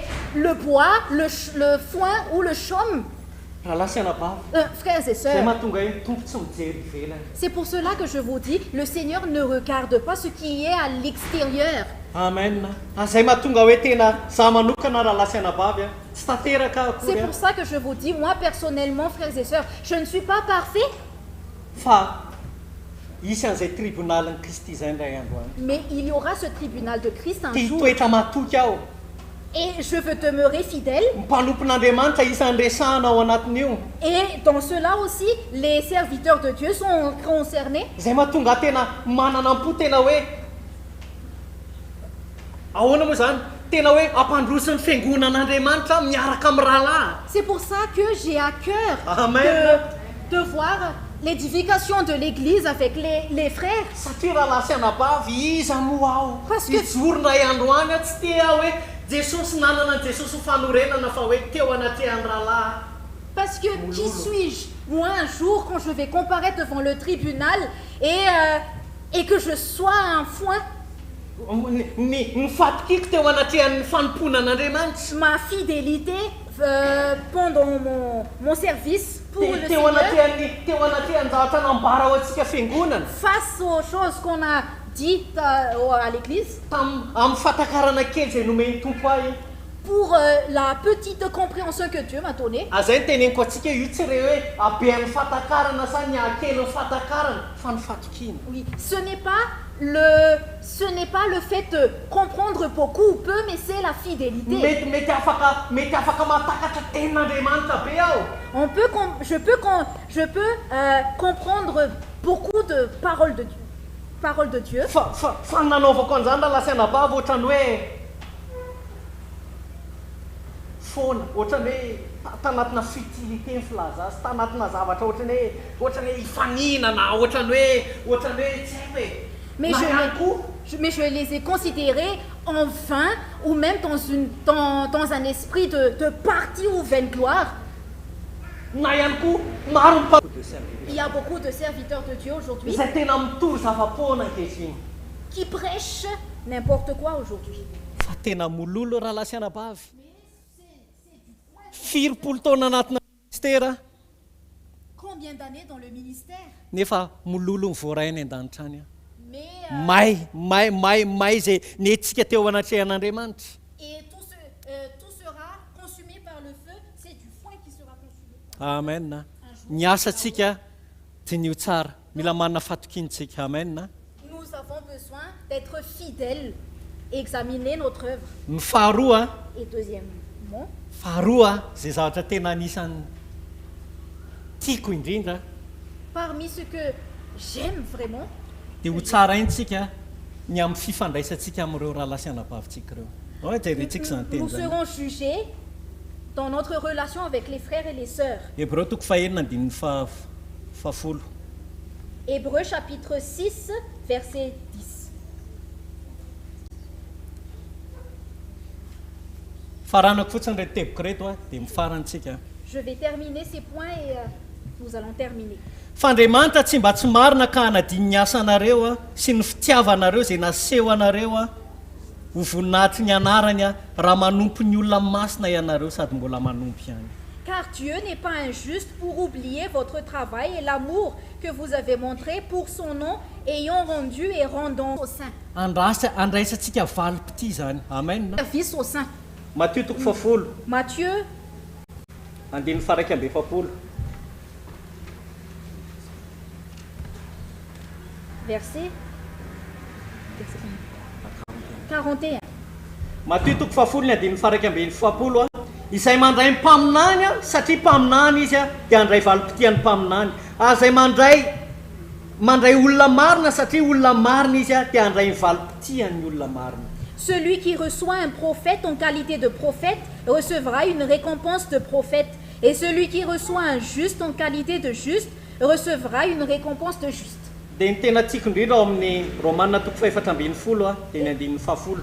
Tiako dans le sens tiako amin'ny heviny hoe michallengeana anazy izy na mampisy fanamby eo amiko. Amen. Et ce que j'aime vraiment dans Romains chapitre 14 verset 10, dans le sens où cela amène un challenge pour moi. Fa nahoana ianao no mitsara ny rahalahinao efa mivakitsika teo io a ary nahoana kosa ianao no manao tsintsinina ny rahalahinao. Mais toi, pourquoi juges-tu ton frère? Ou toi, pourquoi méprises-tu ton frère? Nous l'avons lu tout à l'heure. Fa samy iseho anoloan'ny fitsaran'Andriamanitra ny isika rehetra. Puisque nous comparaîtrons tous devant le tribunal de Dieu. Nahoana ianao no manao tsintsinina ny rahalahinao? Pourquoi méprises-tu ton frère? Andininy faraika ambin'ny folo. Fa voasoratra hoe raha velona koa ho Jehova ny lohalika rehetra andohalika amiko ary ny lela rehetra hideran'Andriamanitra koa samy hampamohan'Andriamanitra ny amin'ny tenany avy isika rehetra. Mbola miresaka zany izy ny amin'ny tribunaliny Kristy a tribunal'Andriamanitra ho an'ny kristiana eo anatehan'iny fifandraisantsika amin'ny raha lasianabavintsika. Au verset 11, car il est écrit, je suis vivant, dit le Seigneur, tout genou fléchira devant moi et toute langue donnera gloire à Dieu. Ainsi chacun de nous rendra compte à Dieu pour lui-même. Il parle encore du tribunal de Christ. Mbola hampamohan'Andriamanitra ny amin'ny tenany avy ny amin'izay tao anatin'ny fotsika avintsika na nahoana ny fifandraisako tamin'ny kanto na nahoana ny fifandraisako tamin'ny taina nahoana ny fifandraisako tamintsika rehetrarehetra. Chacun de nous rendra compte à Dieu pour lui-même. Comment était ma relation avec Kant, avec Taïn, avec tout le monde? Mbola toy izany izy amin'ny andininy fahatelo ambin'ny folo rehefa avy nilaza an'izany zay mbola hampamohantsika ny amin'ny tenantsika dia toy izany eo amin'ny andininy fahatelo ambin'ny folo koa aza mifampitsara intsony isika fa aleo mihevitra izao a dia ny tsy anisy a fandavona na fatafitonana eo anoloan'ny rahalahy. Et il continue au verset 13, ne nous jugeons donc plus les uns les autres, mais pensez plutôt à ne rien faire qui soit pour votre frère une pierre d'achoppement ou une occasion de chute.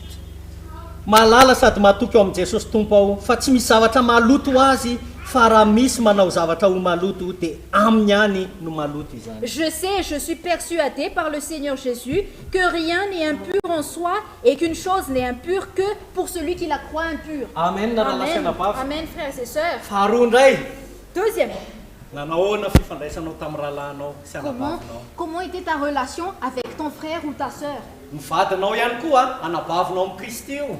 Et même ta relation avec ta femme, c'est aussi ta sœur en Christ. Ny zanakao ihany koa anadahanao amin'ny Kristy io. C'est ton frère en Christ, ton fils. Fa misy mantsy olona ao am-piangonana tena tsikitsika Parce qu'il y a des gens à l'église qui disent comment je t'aime. Mitsikitsiky Ah, mifaly. il y a des gens qui sourient, qui sont dans la joie. Fa raha lasianabavy Mais- tsarainany amin'izany rehetra tsika. Mes frères et sœurs, nous serons jugés à tout cela. Dovaka itsika fotsiny fa tsy asintsika fanazavana ntsony a ho tsaraina ihany koa tsika Nous allons aussi lire, nous allons aussi être jugés ny amin'ny fananana izay nomeny tompo atsika. pour les biens que le Seigneur nous a donnés. Timoty voalohany a toko fahenina andininy fafito ambin'ny folo. 1 Timothée chapitre 6, Andininy fafito ambin'ny folo. verset 17. Anaro ny mpanan-karena amin'izao fiainana ankehitriny izao mba tsy avinavina na atokarena miovaova fa Andriamanitra izay manome antsika malalaka ny zavatra rehetra. Andriamanitra manome antsika zavatra malalaka rehetra mba hifalitsika. Mba anao soa mba hanan-karena amin'ny asa tsara azoto manome siantra ka hitahiry fanorenana tsara ho an'ny tena no amin'ny andro avy rehefa ho tsarainy eo amin'iny ny tribonalin'i Kristy isika. Recommande aux riches du présent siècle de ne pas être orgueilleux et de ne pas mettre leur espérance dans des richesses incertaines, mais de la mettre en Dieu qui nous donne avec abondance toutes choses pour que nous en jouissons. Recommande-leur de faire du bien, d'être riches en bonnes œuvres, d'avoir de la libéralité, de la générosité et de s'amasser ainsi pour l'avenir un trésor placé sur un fondement solide afin de saisir la vie véritable. Amen. Amen. Ao amin'ny Lioka toko faefatra ambin'ny folo. Luc chapitre 14 Andininy fahatelo ambin'ny folo. au verset 13. Fa raha manao fanasana ianao dia asao ny malahelo, ny kilemaina, ny mandringa, ny jamba dia ho sambatra ianao satria tsy mba manakavaly ireo fa ho valiana kosa ianao amin'ny andro fitsanganan'ny marina. Mais lorsque tu donnes un festin, invite les pauvres, des estropiés, des boiteux, des aveugles, et tu seras heureux de ceux qui ne peuvent pas te rendre l'appareil, car elle te sera rendue à la résurrection des justes. Ao amin'ny Matthieu toko fahadimy andininy faha ambin'ny folo a. Dans Matthieu chapitre 5, verset 14. 11. 5, verset 11. Ho tsaraina isika ty ngamba mahakasika antsika rehetrarehetra ty. Nous serons jugés, et cela nous concerne à nous tous. Ny amin'ny fiaretantsika ny fahoriana sy ny fizahantsoetra. Dans notre persévérance face aux épreuves, Nanahoana ny fatokitsika? comment est notre fidélité? Isan'izay miala foana ve isika? Est-ce que nous faisons partie de ceux qui se sont retirés? Isan'izay manome tsiny olona ve isika? Manome tsiny tompo ve isika? Ou bien qui critiquent les autres ou qui critiquent Dieu? Fa raha ho tsaraina amin'ireo raha rehetra ireo raha lasianabavy a. Mais si je vais être jugé à tout cela, frères et sœurs, Fa ratsy ny tompo mba vato tsara. Amen. au moins, Seigneur, une pierre précieuse, Mba tsy tenenako hoe volamena. pour ne pas dire de l'or. Misy andray volamena avy amin'ny fizahantsoetra. Est-ce qu'il y en a qui vont recevoir de l'or? Faharetana ny amin'ny fizahantsoetra. Matthieu toko fahadimy andimy faraika ambin'ny folo. Sambatra ianareo raha tsy ny olona senjehana raha sy ny teny ratsy rehetra hitenena ny lainga anareo noho ny amiko. Mifalimy ravoravo ianareo fa lehibe ny valim-pity anareo any an-danitra fa toy izany ihany no nanenjehan'ny mpaminany izay talohanareo. Heureux serez-vous lorsqu'on vous outragera, qu'on vous persécutera et qu'on dira faussement de vous toutes sortes de mal à cause de moi. Réjouissez-vous et soyez dans l'allégresse, parce que votre récompense sera grande dans les cieux, car Amen. c'est ainsi qu'on a persécuté les prophètes qui ont été avant vous. Korintianina faharoa toko faefatra 2 Corinthiens chapitre 4, ny andininy fahinina ambin'ny folo ihany. verset 16. Ary tsy ketraka izahay fa maika miasa fantatra indrindra izany ka mahatateraka voninahitra mavesatra maharitra mandrakariva ho anay. C'est pourquoi nous ne perdons pas courage, et même si notre homme extérieur se détruit, notre homme intérieur se renouvelle de jour en jour. Amen. Car nos légères afflictions du moment présent produisent pour nous, au-delà de toute mesure, un poids éternel de gloire, parce que nous regardons non point aux choses visibles, mais à celles qui sont invisibles. Andiny roa farany vakiko a Deux derniers mahakasika passages. ny faharetatsika fatokitsika tao anatin'ny inona reny filazan'izany zatra takiny tompo amintsika amin'ny maha-kristianinatsika. Par rapport à notre persévérance et notre fidélité que Dieu réclame en nous en tant que chrétiens. Amen. Discipline personnelle atsika zany. Notre discipline personnelle, merci. Philippianina faharoa Philippiens chapitre 2, teny andininy faefatra ambin'ny folo. au verset 14. Ataovy ny zavatra rehetra amin'ny tsy fimonomonomana sy ny tsy fisalasalana mba ho tsy manatsiny sady tsy misy fitaka ianareo dia zanak'Andriamanitra tsy manana didy eo amin'ny firenena meloka sy maditra izay isehonareo tahaka ny fanazavany eo amin'izao tontolo izao.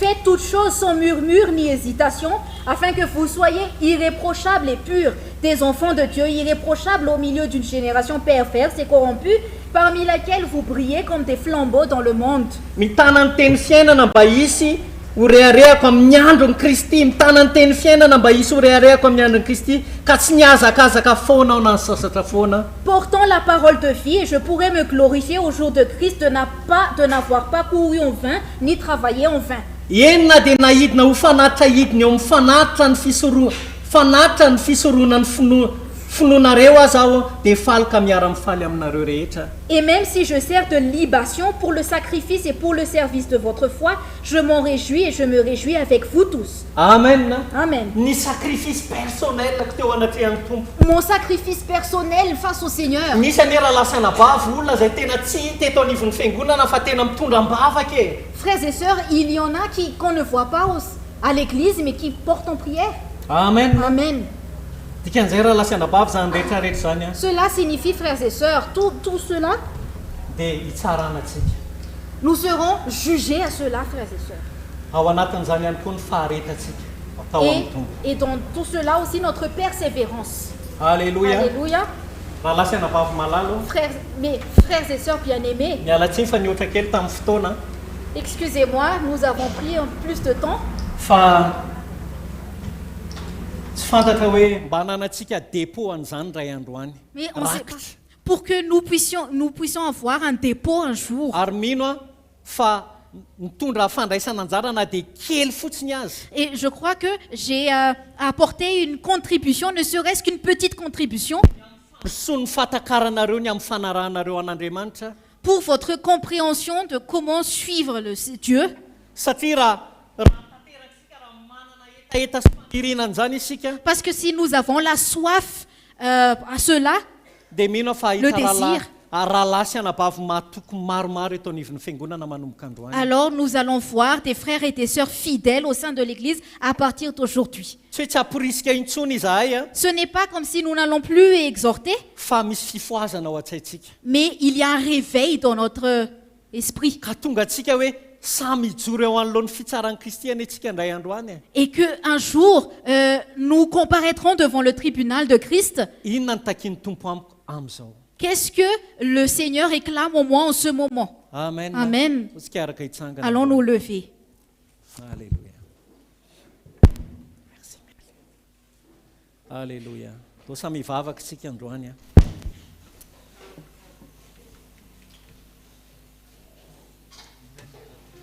raha io misotranao androany amin'ny fanjavanjany teninao zany andreo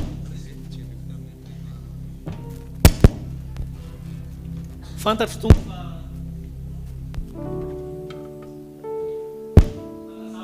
fa raha iavy ianao tamin'ny ty a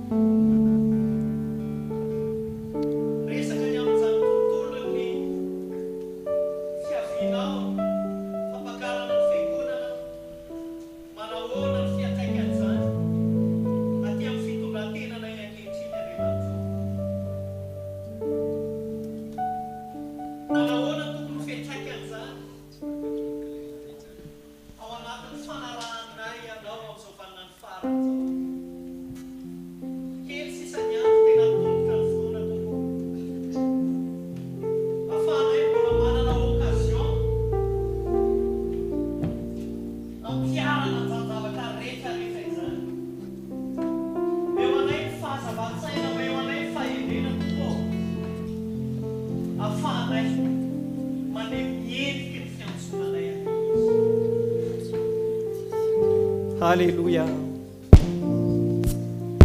Mitany isaina teo tompo ny am'fahakina ny amin'ny zavatra maro.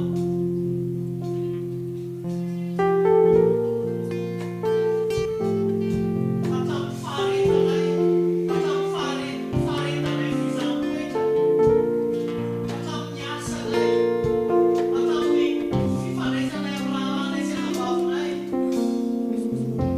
Hoentina miariary sy miary asa ay amboany. Azanina tena imasona rehetra satria loaheloka mahakasika fikonana mihitsy Andriamanitra.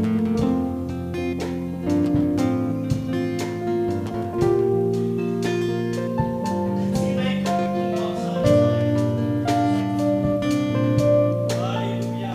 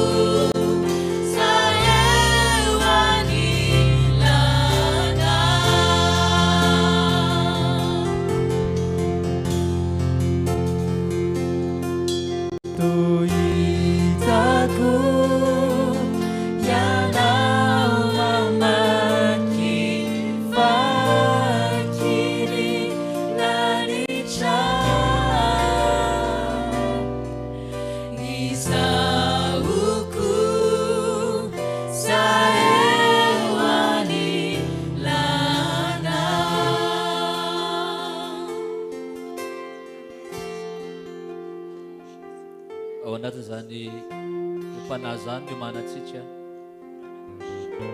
satria mivelatra atao alohantsika androany ny latabatra nefa kalasiana ambavy a misy fotoana Andriamanitra miteny foana hoe miaraha miafitra amiko izy izy dia miaraha maty amiko.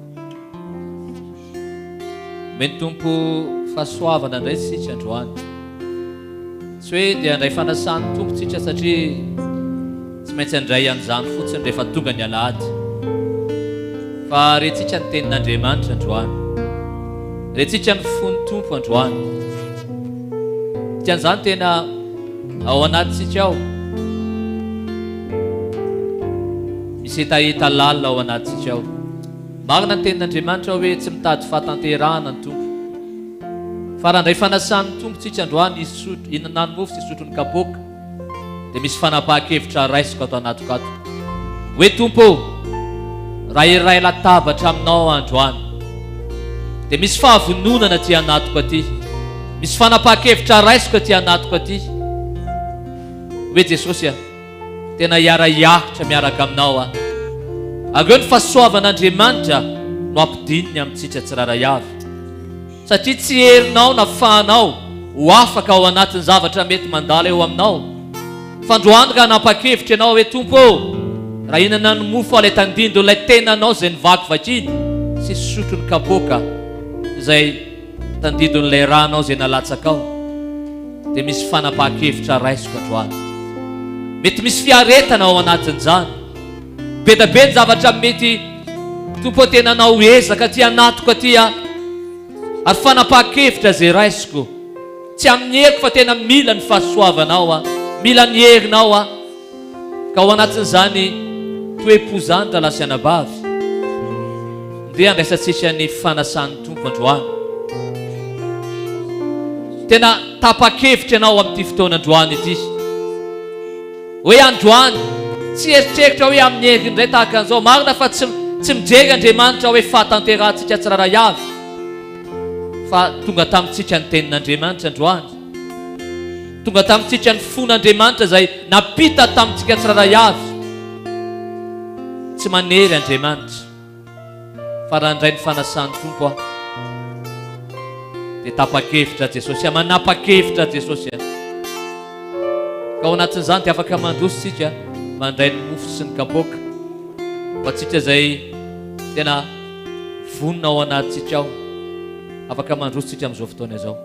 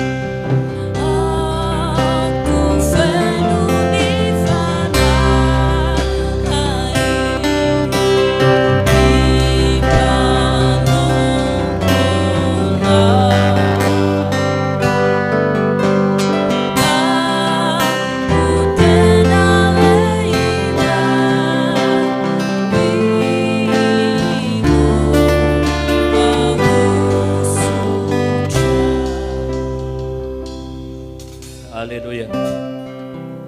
Tompo, isaky ny alahady tahaka an'izao dia miantso anay foana ianao. Tena afatsiarovana tokoa ny nahafatesanao no ataonao eto androany. Azay tokoa Andriamanitra no mitady avy aminay ianao Andriamanitra ilay fahavononana, ilay toe-po izay tena vonona tokoa Andriamanitra ray hiara-maty aminao. Satria raha inana nyty foana izay isaky ny alahady nefa ny ao anatinay Andriamanitra tsy misy fahavononana dia tahaka ny mihinana mofo fotsiny izahay, nefa misy zavatra ara-panagoavana be izay tena tianao atao Andriamanitra ray amin'ny alalan'izao finananay ny mofo sy misotronay ny kapoka izao, satria te hitany fanahinay ianao Andriamanitra ray, ako tena tianao tena ikambina amin'izay fahafatesanao izay izahay, satria araka ny teninao Jesosy hoe mbanjinao ozy ny teninao, ako ny teninao Jesosy hoe za efa naresy an'izao tontolo izao. Tompo tena nanao lalana ianao Jesosy ny alohanay ianao, ary ao anatin'izany efa resinao ny nofo ny zavatra rehetrarehetra, ako tena tianao ana fandresena ao anatin'izany izahay amin'ny firaisanay latabatra aminao. Androany Tompo, ahinana ny mofo izay ary sotro ny kapoka, tsy hinana an'izany amin'ny mety fahazarana fotsiny amin'izao, fa tsapanay Tompo misy fahalafahana ao anatin'izao. Ako tena misy hery manokana hoentin'izao firaisanay latabatra aminao izao, Ary tianao tena expérimenté an'izany izahay, atsapan'izany izay tsiraray avy amin'izao fiarahana aminao zao, izay fiangonanao, ho fitahim-panahy manokana. Aoka ianao tena hiasa aminay tsiraray avy Andriamanitra. Mikasy manokana Tompo, miasa manokana Tompo. Samy nanana mofontsika amin'izao fotoana izao. Dia tena isaintsainana anatintsika tsiraray avy ihany. Ary isaotra an'Andriamanitra ny amin'izao fahasoavana lehibe zao.